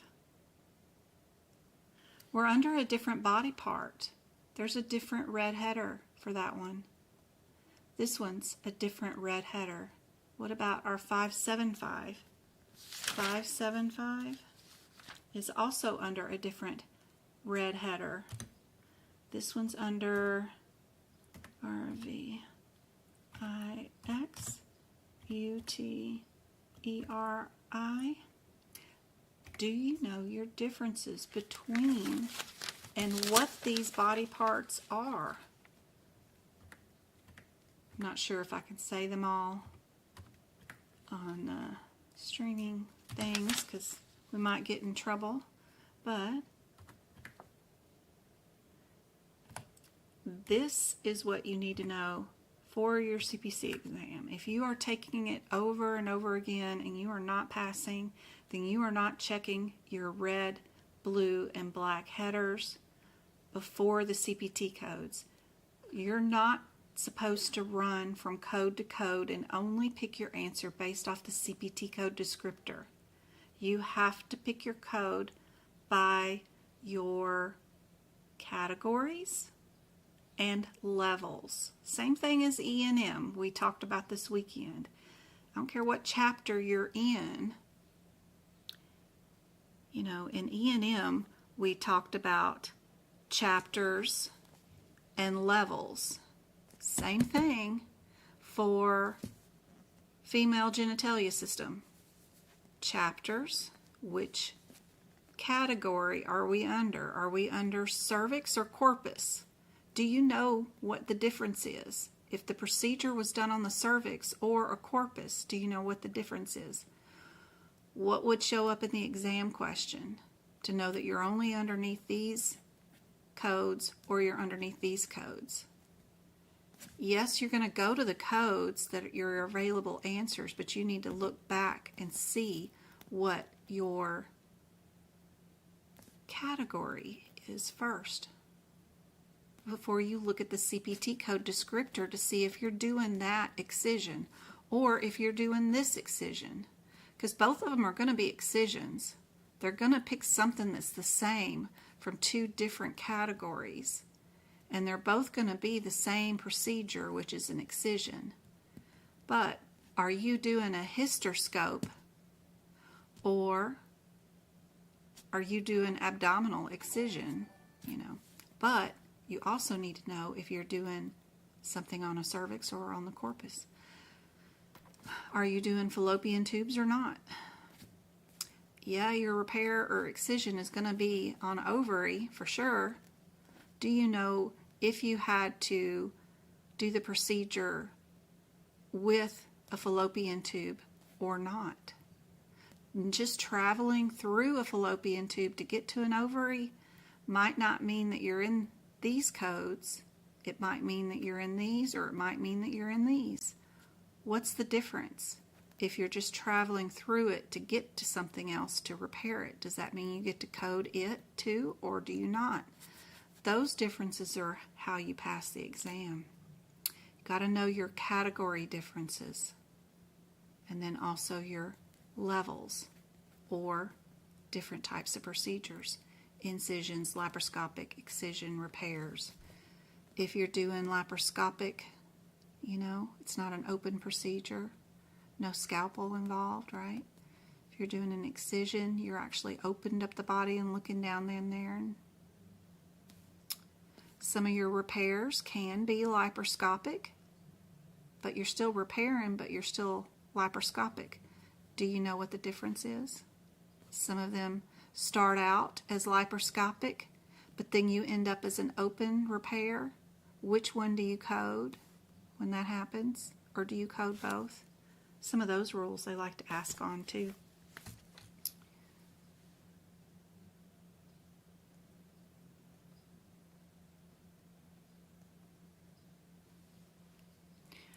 So now that we've looked up our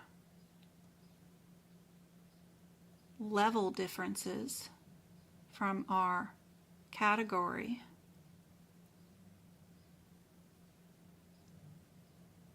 you can see that our CPT book says our levels are named these names, but our exam question labels them as this.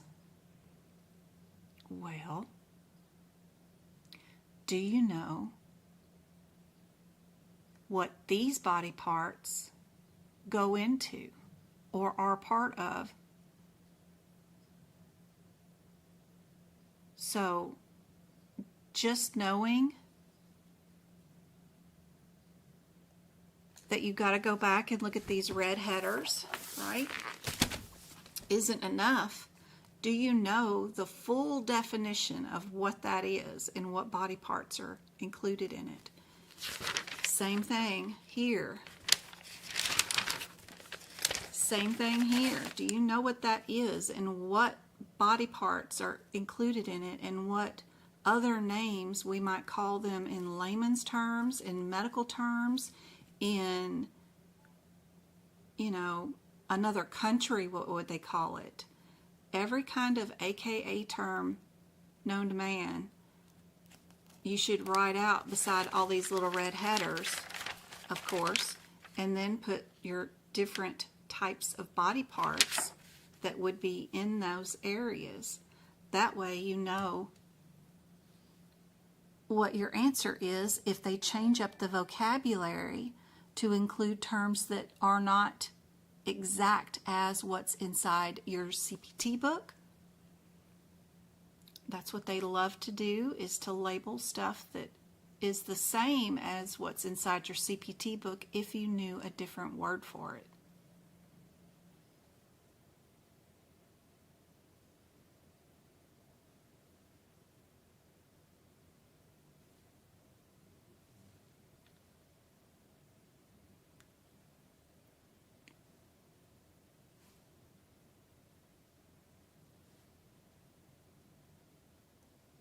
I hope so, God.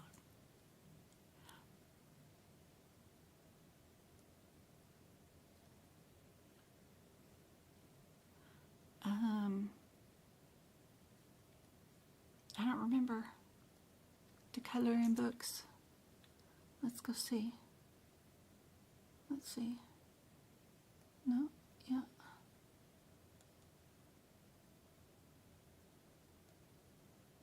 Oh. What have I got up? Do I have an AAPC up? No.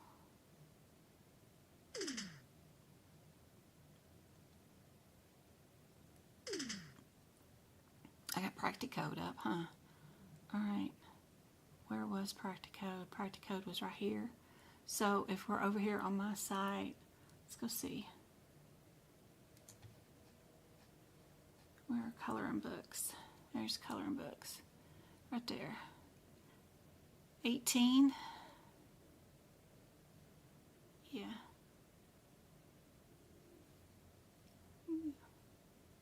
And then I got a couple of pictures of what it looks like there. There we go. And don't forget, we got the new membership plan. If you are studying to try to pass and your books are prepped and ready and you are just not passing your certification exam and you want some more individual help from me, I'll send you an exam 3 days a week. You're going to do the exam. You're going to send it back to me. And then on Sunday, I'll send you back the rationales to all 3 exams, answers to the questions, and any advice that I got to give you about that chapter that we were working on for those questions, as far as what differences you need to be doing, reminding you about your headers and all that kind of stuff. So if you want to do from my franchise, so they're updated questions and answers and rationale from AAPC's stack of questions. If you want me to send you some exams and you want to do them and then send them back to me during the week, and you want to work on them all week long with me, and then get some more advice on Sunday with the rationales afterwards so you can redo them, we got that membership going on right now. And once I get overwhelmed with too many people there, I will cut it off. So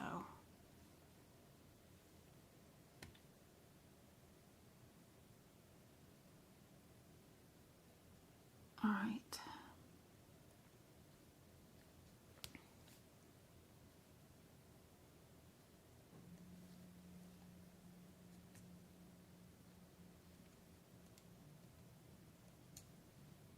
When you do get an answer and a rationale, right, and they have talked about the parts and what they consider them part of, make sure you go back and you write in your books and label them where they should be, right? And then you've gone to every answer and you've marked why this one is wrong and then why the one that is right is right. You've gone through the CPT code descriptors and made sure you did the definitions for every word that's in there.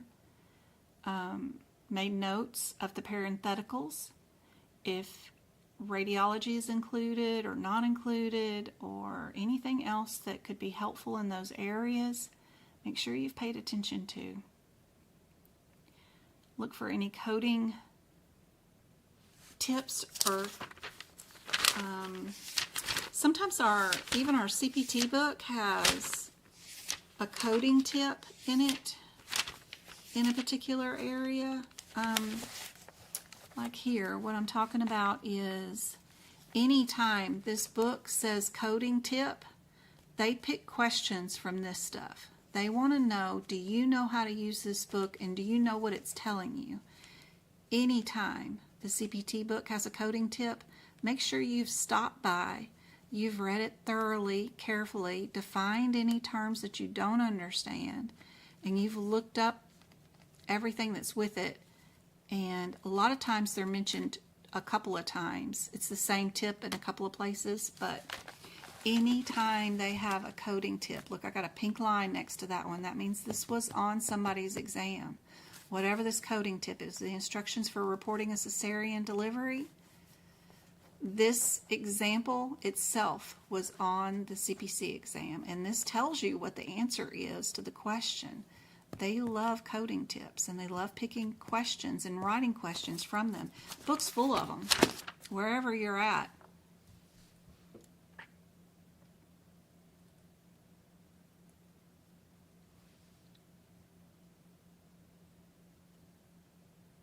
These all have the first 3 digits the same, except for the 82 here. So they might be all under the same red and green or blue headers. We'll go run to them and see. 581.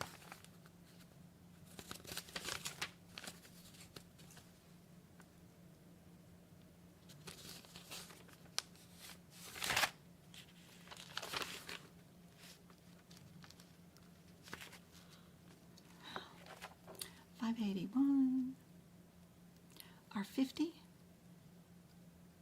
All these differences between our hysterectomies. What's our differences between these procedures? And do you know what your acronyms stand for? Remember that your AAPC version of the HitPix does have an acronym list in it that can be super helpful. Also, that the back cover of your AMA CPT book has acronyms in it too, abbreviations, whatever you want to call them.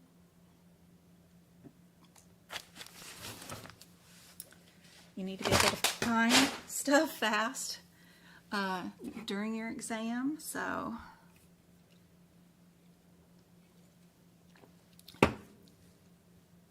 if you're working in exam questions and you notice inside this CPT book, right, all the codes that they're picking from, they're all right here underneath hysterectomy procedures.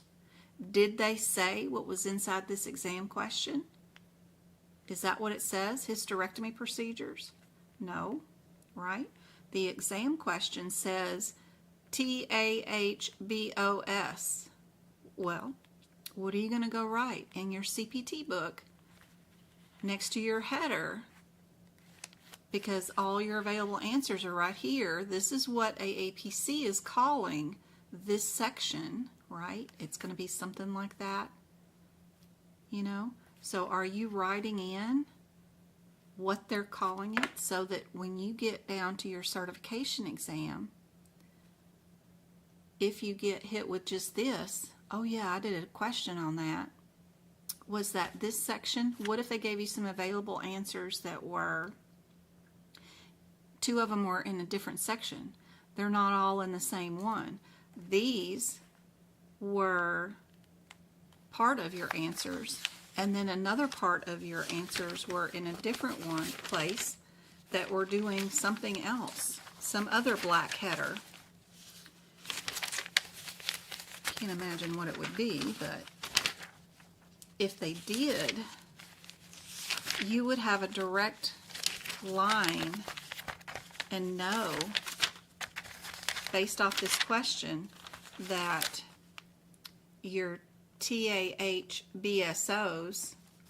won't be with that black header, but they're going to be with this black header, right?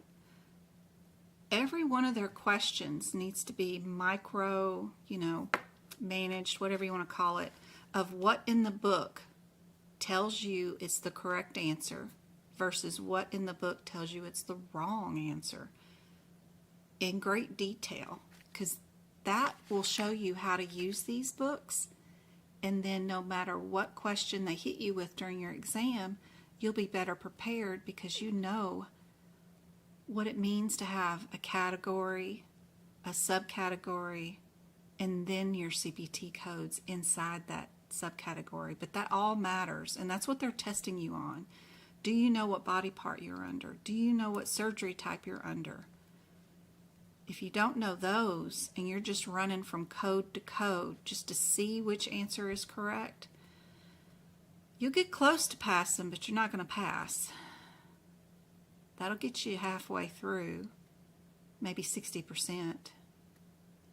The finite part that will get you over that 70 part is understanding their AKA names, and then also understanding the vocabulary part of this as far as knowing what types of procedures are done under this subcategory and then what procedures are done under that subcategory, which is all the red headers, blue headers, green headers situation that they got going on.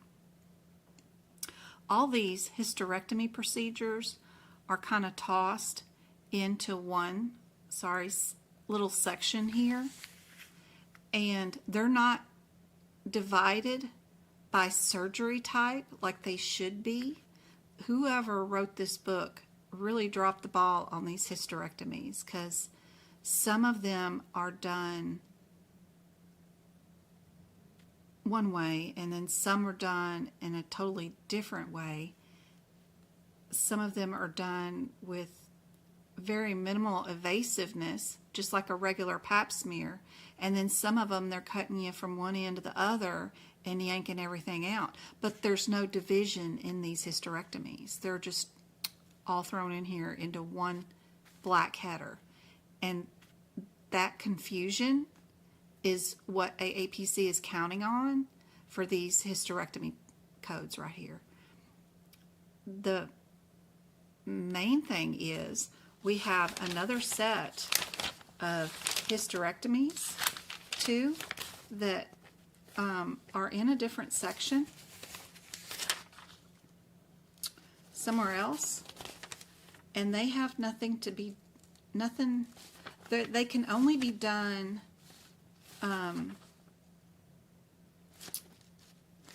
because there was an OB and delivery situation going on. And then some hysterectomies are in a different part of the area that have nothing to do with ever being pregnant ever.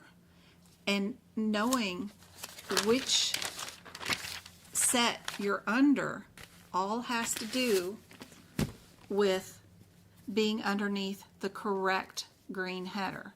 We've got hysterectomies underneath maternity care, and then we've got hysterectomies under a different green header for this section, which is female genitalia system, right? We'll have a hysterectomy underneath that green header, and then we'll have another hysterectomy underneath this thing. We could be doing anything. We could be doing any kind of excision, introduction, anything. And it's done twice in this female book, but it's done under two different green headers. Are you doing it just because she's female, or are you doing it as part of or underneath or post-op, pre-op, whatever, after a maternity care situation? Every procedure is redone again or coded, so they're going to give you two answers that are a hysterectomy or whatever procedure under that green header, and then they're going to give you two procedures underneath here. But every chapter is set up that way. You could be, an integumentary or nervous system, and pay attention to your green headers versus even the differences between the red headers and your blue headers. That all matters in picking out your code selection for sure. For sure.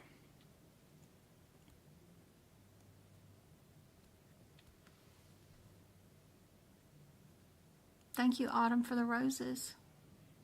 I follow you guys back on TikTok too, so it's super fun watching your guys' TikToks, and so don't be surprised if you guys see me. Of course, if you message me on TikTok, Facebook, Messenger, Instagram, email messages, of course, I barely can keep up with those. I'm absolutely not looking at anything anybody messages me on TikTok or Instagram or Facebook Messenger. I've got, just 100,000 messages or members that watch me on YouTube. So, I mean, not that I'm famous or anything. It's just, if you guys are reaching out on those portals, I can't see any of that. Just using the technology is bad enough, but then finding those particular parts and then replying to everybody, there's no way. I mean, the Discord messages, I got messages everywhere. Y'all should see my email. I mean, email alone, how many messages do I have in? I got 2 email accounts for the business, right, for Medical Coding by Jen. And right now I have 5,703 emails in one. And then how many do I have in the other one? 1,826. That's just in Gmail. I can manage in a Gmail account. I can find those messages and I can do those. I don't know how to use Instagram. I got blocked out of our Facebook group. I can't even access that. They banned the page but kept the group open. I don't know what's going on there. I put in a ticket to have them repair it. One part of the account says it's not banned, and then the other part it says it is, and they don't know why it does that, and they can't figure it out either. And so it's just, a nightmare. So I can barely manage as it is. So, I do my best. So the best thing to do is to catch me while I'm live and ask your questions while I'm here, of course. And then I try to get back to everybody on email. If I don't reply, my problem is, and I wish I could find it, is sometimes I'll read the email and think, oh, I got an idea for that, and then I'll get distracted and then want to come back to it. And then because I opened it and read it, I can't find it again. And I wish it would stay closed until I replied to it. I bet there's an option in Gmail that will leave it as an unread email if you have not replied to it. And I need to figure out how to put that setting on there. If there isn't, there should be. But so, squeaky wheels get what they want. So re-email me or resend it if I didn't reply. But email is the best way, of course, if you have a question. But when I have tutoring that you can schedule, of course, spending an hour with me just to ask questions, that's a great thing that I usually have up, but I just don't have up right now because it's summertime and my kids are home and everything's chaotic with them here. I never know what schedule I'm going to be and what we've got going on. So I usually turn off tutoring during the summertime and then we start back up in August. But anyway, just a caveat. By the way, if you're one of the thousands of people that have sent messages on all those social media sites, I have not seen any of it. I think I figured out on one of the messenger accounts how to auto reply. I don't know what, I'm not replying to this, or, I'm trying here, but I can't get to everybody message. But there's 3 Facebook accounts because my personal with my mama on it, most people message me there too. And then the Medical Coding by Jen page, and then the Medical Coding by Jen group. So there's 3 of those. And just even switching from one to the other is a nightmare, much less getting into Messenger. And then parental control over my kids' Messenger accounts on my personal Facebook, and then I have to watch those because, I don't allow my kids on Facebook and stuff or social media, but they had to have it for sports because the kids' sports groups at their local high school require that they have a Facebook Messenger account or they can't be on the team, which I've fussed about. So there's that whole thing that I have to figure out, and then I have to approve who they can message, because I have a control issue with my children. And it's just a nightmare to deal with a lot of technology at my advanced age, for sure. But I'm doing my best, and I really do want to reply to all of y'all's messages. And it's not that y'all are bothering me at all. I wish I could just help everybody. There's just, either I'm inept and can't figure out how to, or I'm overwhelmed with too many messages, is what I'm saying. So try to catch me live and ask here for sure. Hey, Mary Ellen, good to see you. Yes, AKA terms.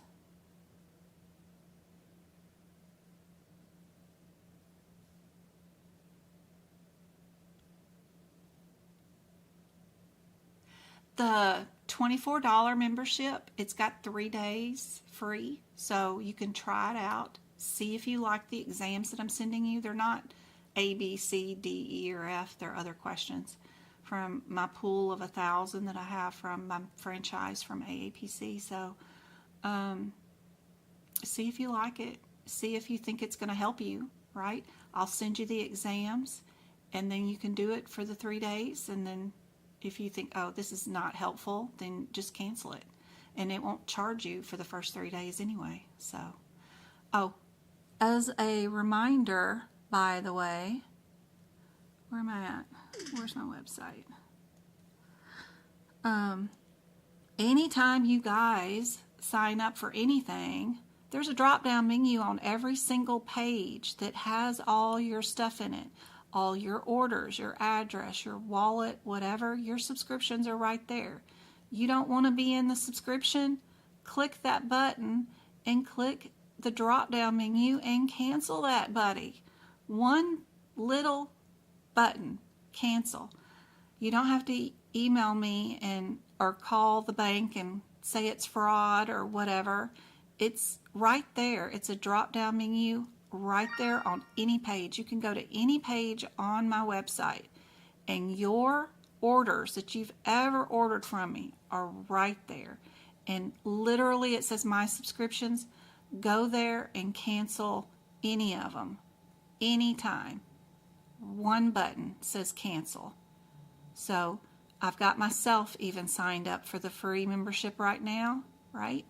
And then if I want to cancel, I just do the drop-down menu and hit cancel. One little button right there. Easy peasy. Anything. You got an issue with an order, you need it, whatever, it's all right there. Everything's easy peasy. Don't be afraid at the website. It'll have your little bubble right there. So any page that you're on, you could be on a free page doing CPT book prep or whatever. But I make it super easy. There's nothing worse than signing up for a membership and then not being able to figure out how to unsubscribe.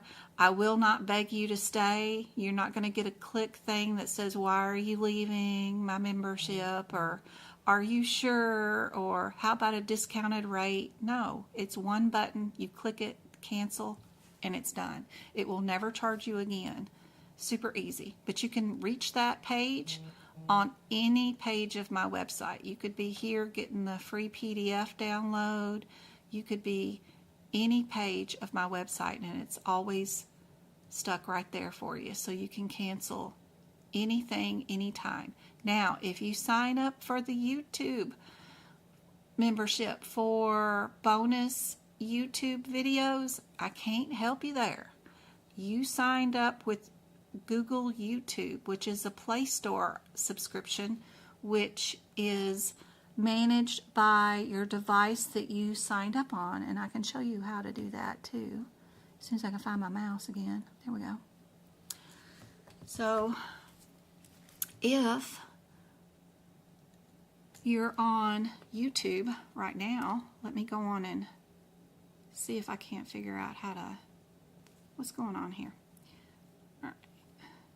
So if you're in my YouTube channel, and I am going to give out some memberships, by the way, right now. So if you're in chat, be sure to tell me when you're going to take your exam or where you're typing from, I'm going to send some money to Google right now or YouTube, and they're going to pick 5 winners to win the gift memberships. I don't have any control over who that picks.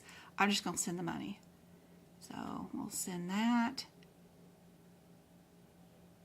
And then if you do sign up for my YouTube memberships, which does give you access to all of the free workshop replays, all my book prep videos for all my book prep stuff, that is done through your Google Play Store.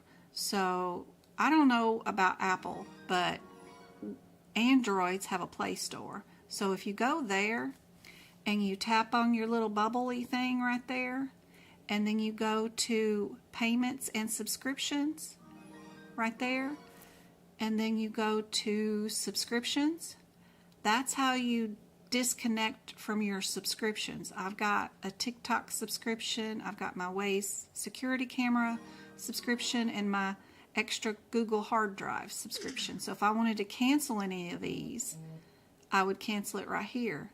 So that's where your $4.99 YouTube subscription cancellation would be for the YouTube channel.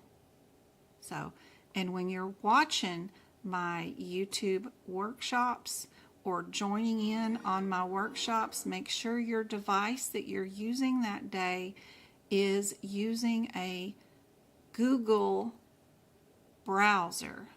That way you have access to see chat and participate in chat and be able to win memberships or just hit some smiley faces or add some hearts. You can't see chat if you don't use like Google Chrome, because YouTube is a division of Google or something. I don't know. So anyway, hopefully that is helpful.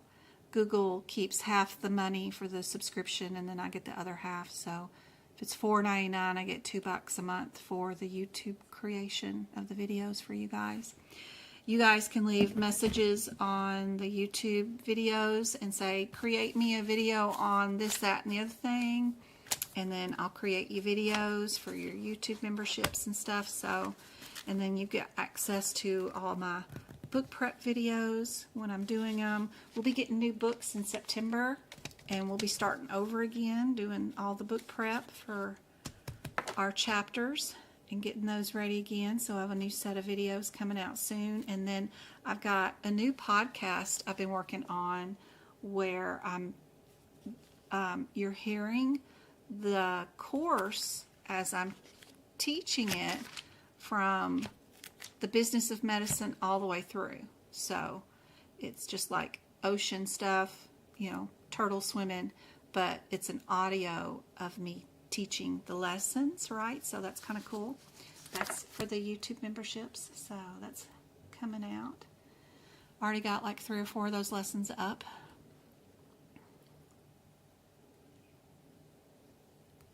This question,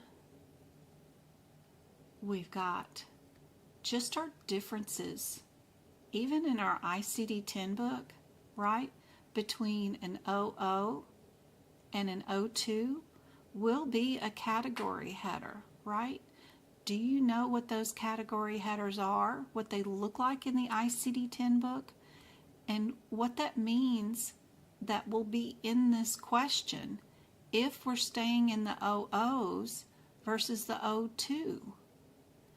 You'll see something different up here. And knowing that difference will help you during your exam. And then all you need to know is your ending part. Would it be likely you would be an O or a 0? Or would you be out to a number specificity? What do the last digits mean? That is super helpful, for sure.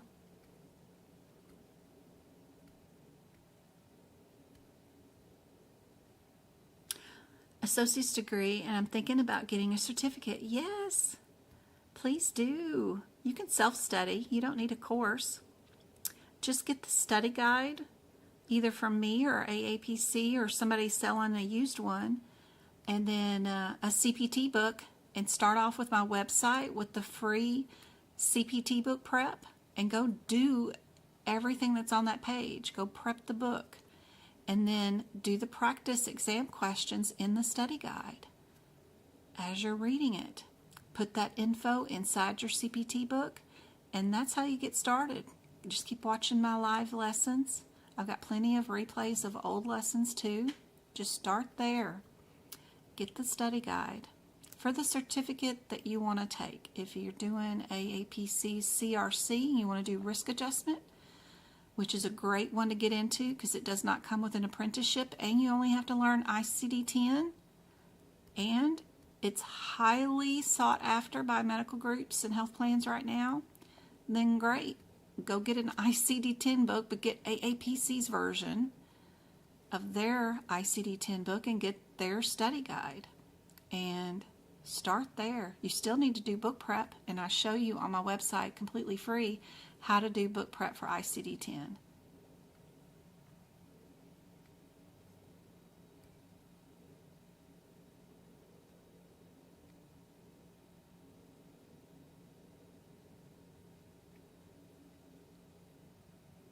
What do you guys think is the answer for this one? I know I missed a lot of chat today. I was just talking up a storm and not reading a lot.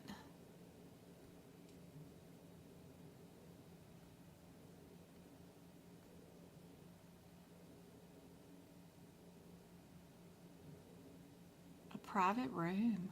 Ooh.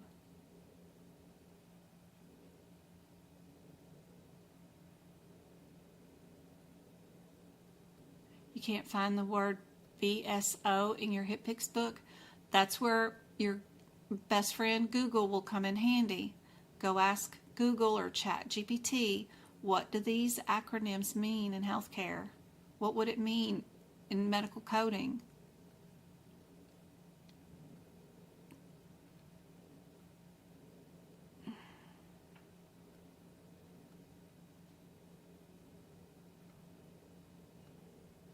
We got Dawn, India, Yasmin. I've had 2 Yasmins, loved them both in our little study groups. Hey Vanessa, good to see you. Kryptonite, love the name. They won their YouTube memberships. I hope that helps. You're taking your exam in August. That's awesome. Everybody saying D? Yeah. Perfect. Excellent.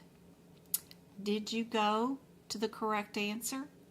Did you put down that this code needed a secondary code? Do you have notes in both areas to let you know that what if you come across this question in a different setup, that you don't just need the 1, you need the 2, something like that? Be sure and go through these questions. Make sure you understand the differences between the category headers versus what they say here that might be different, right? Any kind of verbiage in the ICD-10 book that is different than what they're saying in the ICD or the practice question, it's helpful to get down here so that you know that anything that is called this might be called something different in the book, and that you've got both definitions down or verbiage, because here they may even call it a different one somewhere else, right? So make sure you've got AKA terms. That's one of the most important things, is knowing where things are different, for sure. What about this one? They're all under the same, first 3 digits are the same, so they might be all under the same category, or red headers, green headers, which is helpful. I bet there's a difference between 2 of them being 3 and 2 of them being a 2. Do you know what that looks like in the book? All that kind of stuff. What in the codes or the code descriptions tell you they're all under the same red header, and looks like they are all under the same blue header. So awesome. Our 20 and 25 and our 30 and 33, there is a difference between those numbers, simple and radical. All the sets, all 4 codes are partial. So that 50% and all that stuff is negated. Your big difference is the differences between radical and simple. What is your definition of those differences? In your CPT book, they give you the differences between simple and radical over here. AAPC is just testing. Do you know the difference between simple and radical when it's not written in the CPT code descriptor as far as the definition goes for those differences? And can you pick out the difference between simple and radical when they might not say the exact words like superficial or subcutaneous? What are some AKA terms for superficial and subcutaneous? What are AKA terms for deep subcutaneous tissue? Just in case their exam question might not be as simple as this one is right here. Remember, in your integumentary system, we have our lovely little anatomy.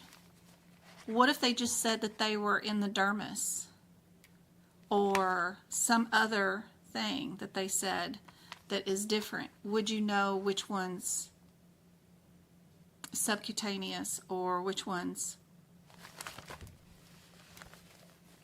in any other different part, right? So they may trick you on some of this superficial subcutaneous when our radical is still subcutaneous also.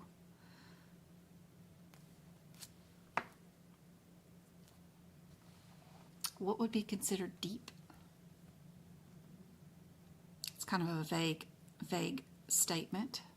This question isn't that difficult, but during your exam, I bet they wouldn't say the word deep. What's our different words? Subterranean. See, what if, look in your integumentary one more time. There are other clues in other places too. So remember in integumentary, and they've got those guidelines about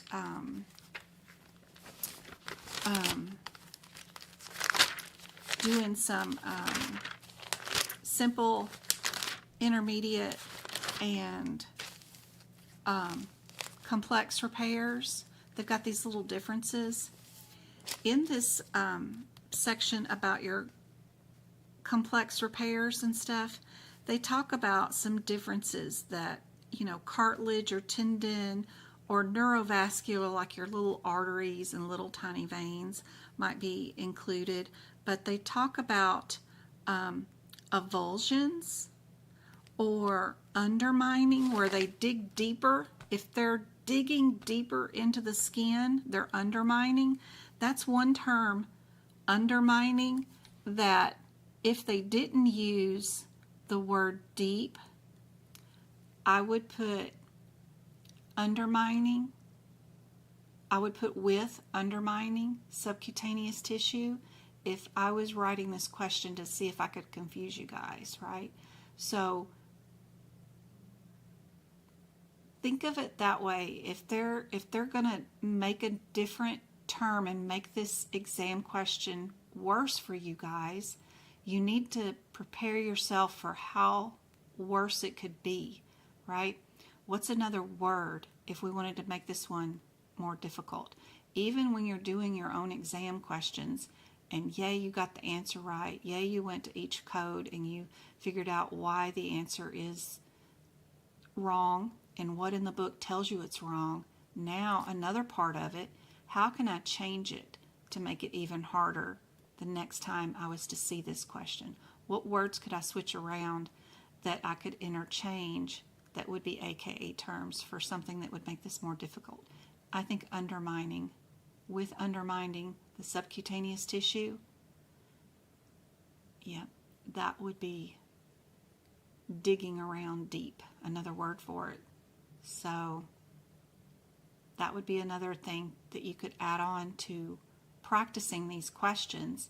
I know you guys memorized some of them, what the answers are when you do A, B, C, and D, E, and F over and over again, but these are some things to challenge yourself to think about what's going to be facing you during that CPC exam. They're using terms that are not in your CPT book and not in your exam question that won't match. And you got to know your differences, or AKA terms. Not on every question. A lot of them will match. But if you're trying to get from that 60% over that hump to your 70%, those are kind of things that will help and make a difference for sure. This one's A. This one was our 30.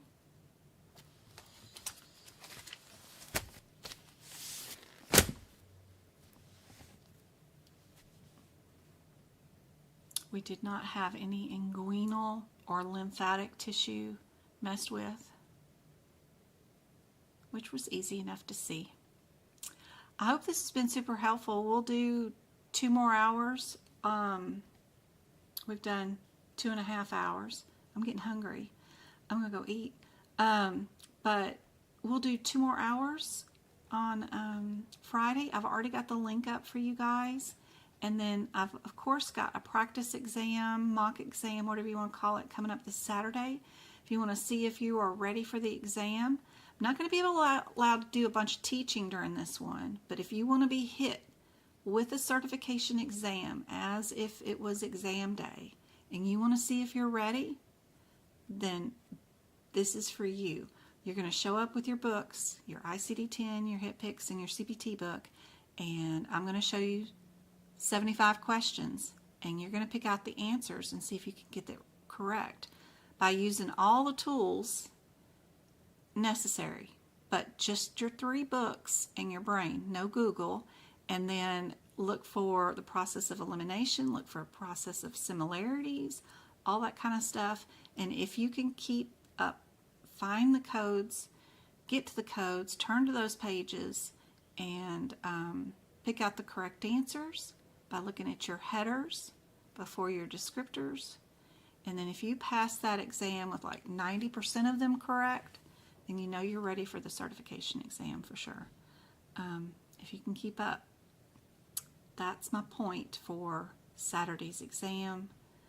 If you want to join in, the replay will be available for 90 days if you can't stay all day or even join in that day. The same link that you're sent for that day to join is the same link that will be the link for 90 days. After that point, it will change so that the people that have the YouTube membership will have access and get to watch that. But it's just going to do all areas of any medical coding certification exam. We'll have everything from the business of medicine all the way to the medicine section. So we'll do all 18 sections.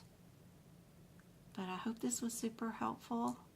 And y'all email if you need anything.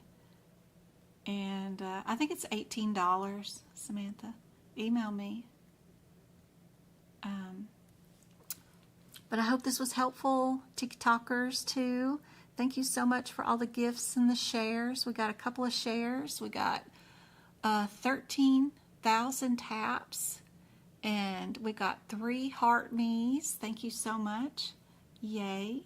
And what did we get on YouTube? We got 39 people on and 53 likes. I think that's one of my most liked YouTube videos. 50 likes. I never hit 50 likes. And we got a super chat. Thank you so much for the $5. That is awesome. Love it.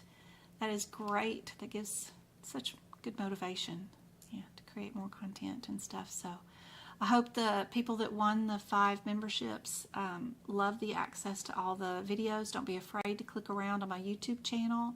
When you go there, there's all these little categories called videos, shorts, lives, podcast, playlist, post, and membership. Go to all of them. Check out what's in there. The podcast and the playlist are great. Organization for all the videos, and don't forget about the little search hourglass little thingy.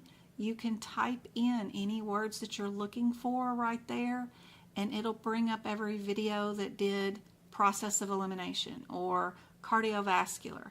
It'll bring it up for you, so all in one list. So don't, you can utilize YouTube once you're inside a membership with all these fancy options if you just play around with it. Try not to be too scared of it. And remember, if you pick up a different device and come to my YouTube channel, you may not see your membership videos if you're logged on to your kids' YouTube account or your husband's or somebody else's. So make sure you're logged on to the same YouTube account that you got the membership with to be able to see the YouTube membership videos. Anyway, I hope this info helps, and I'll see you guys on Friday. Wednesday, I've got classes for the medicine section that we're doing with the people that bought the course, and then also on Sunday, we are starting our exam prep exams with the first set of course people. They're already done with the entire course. Looking at Twinkle over here. Anyway, love you guys. I will see you on Friday. We'll be back for another live, same time zone. Thanks for the follow. See you guys later.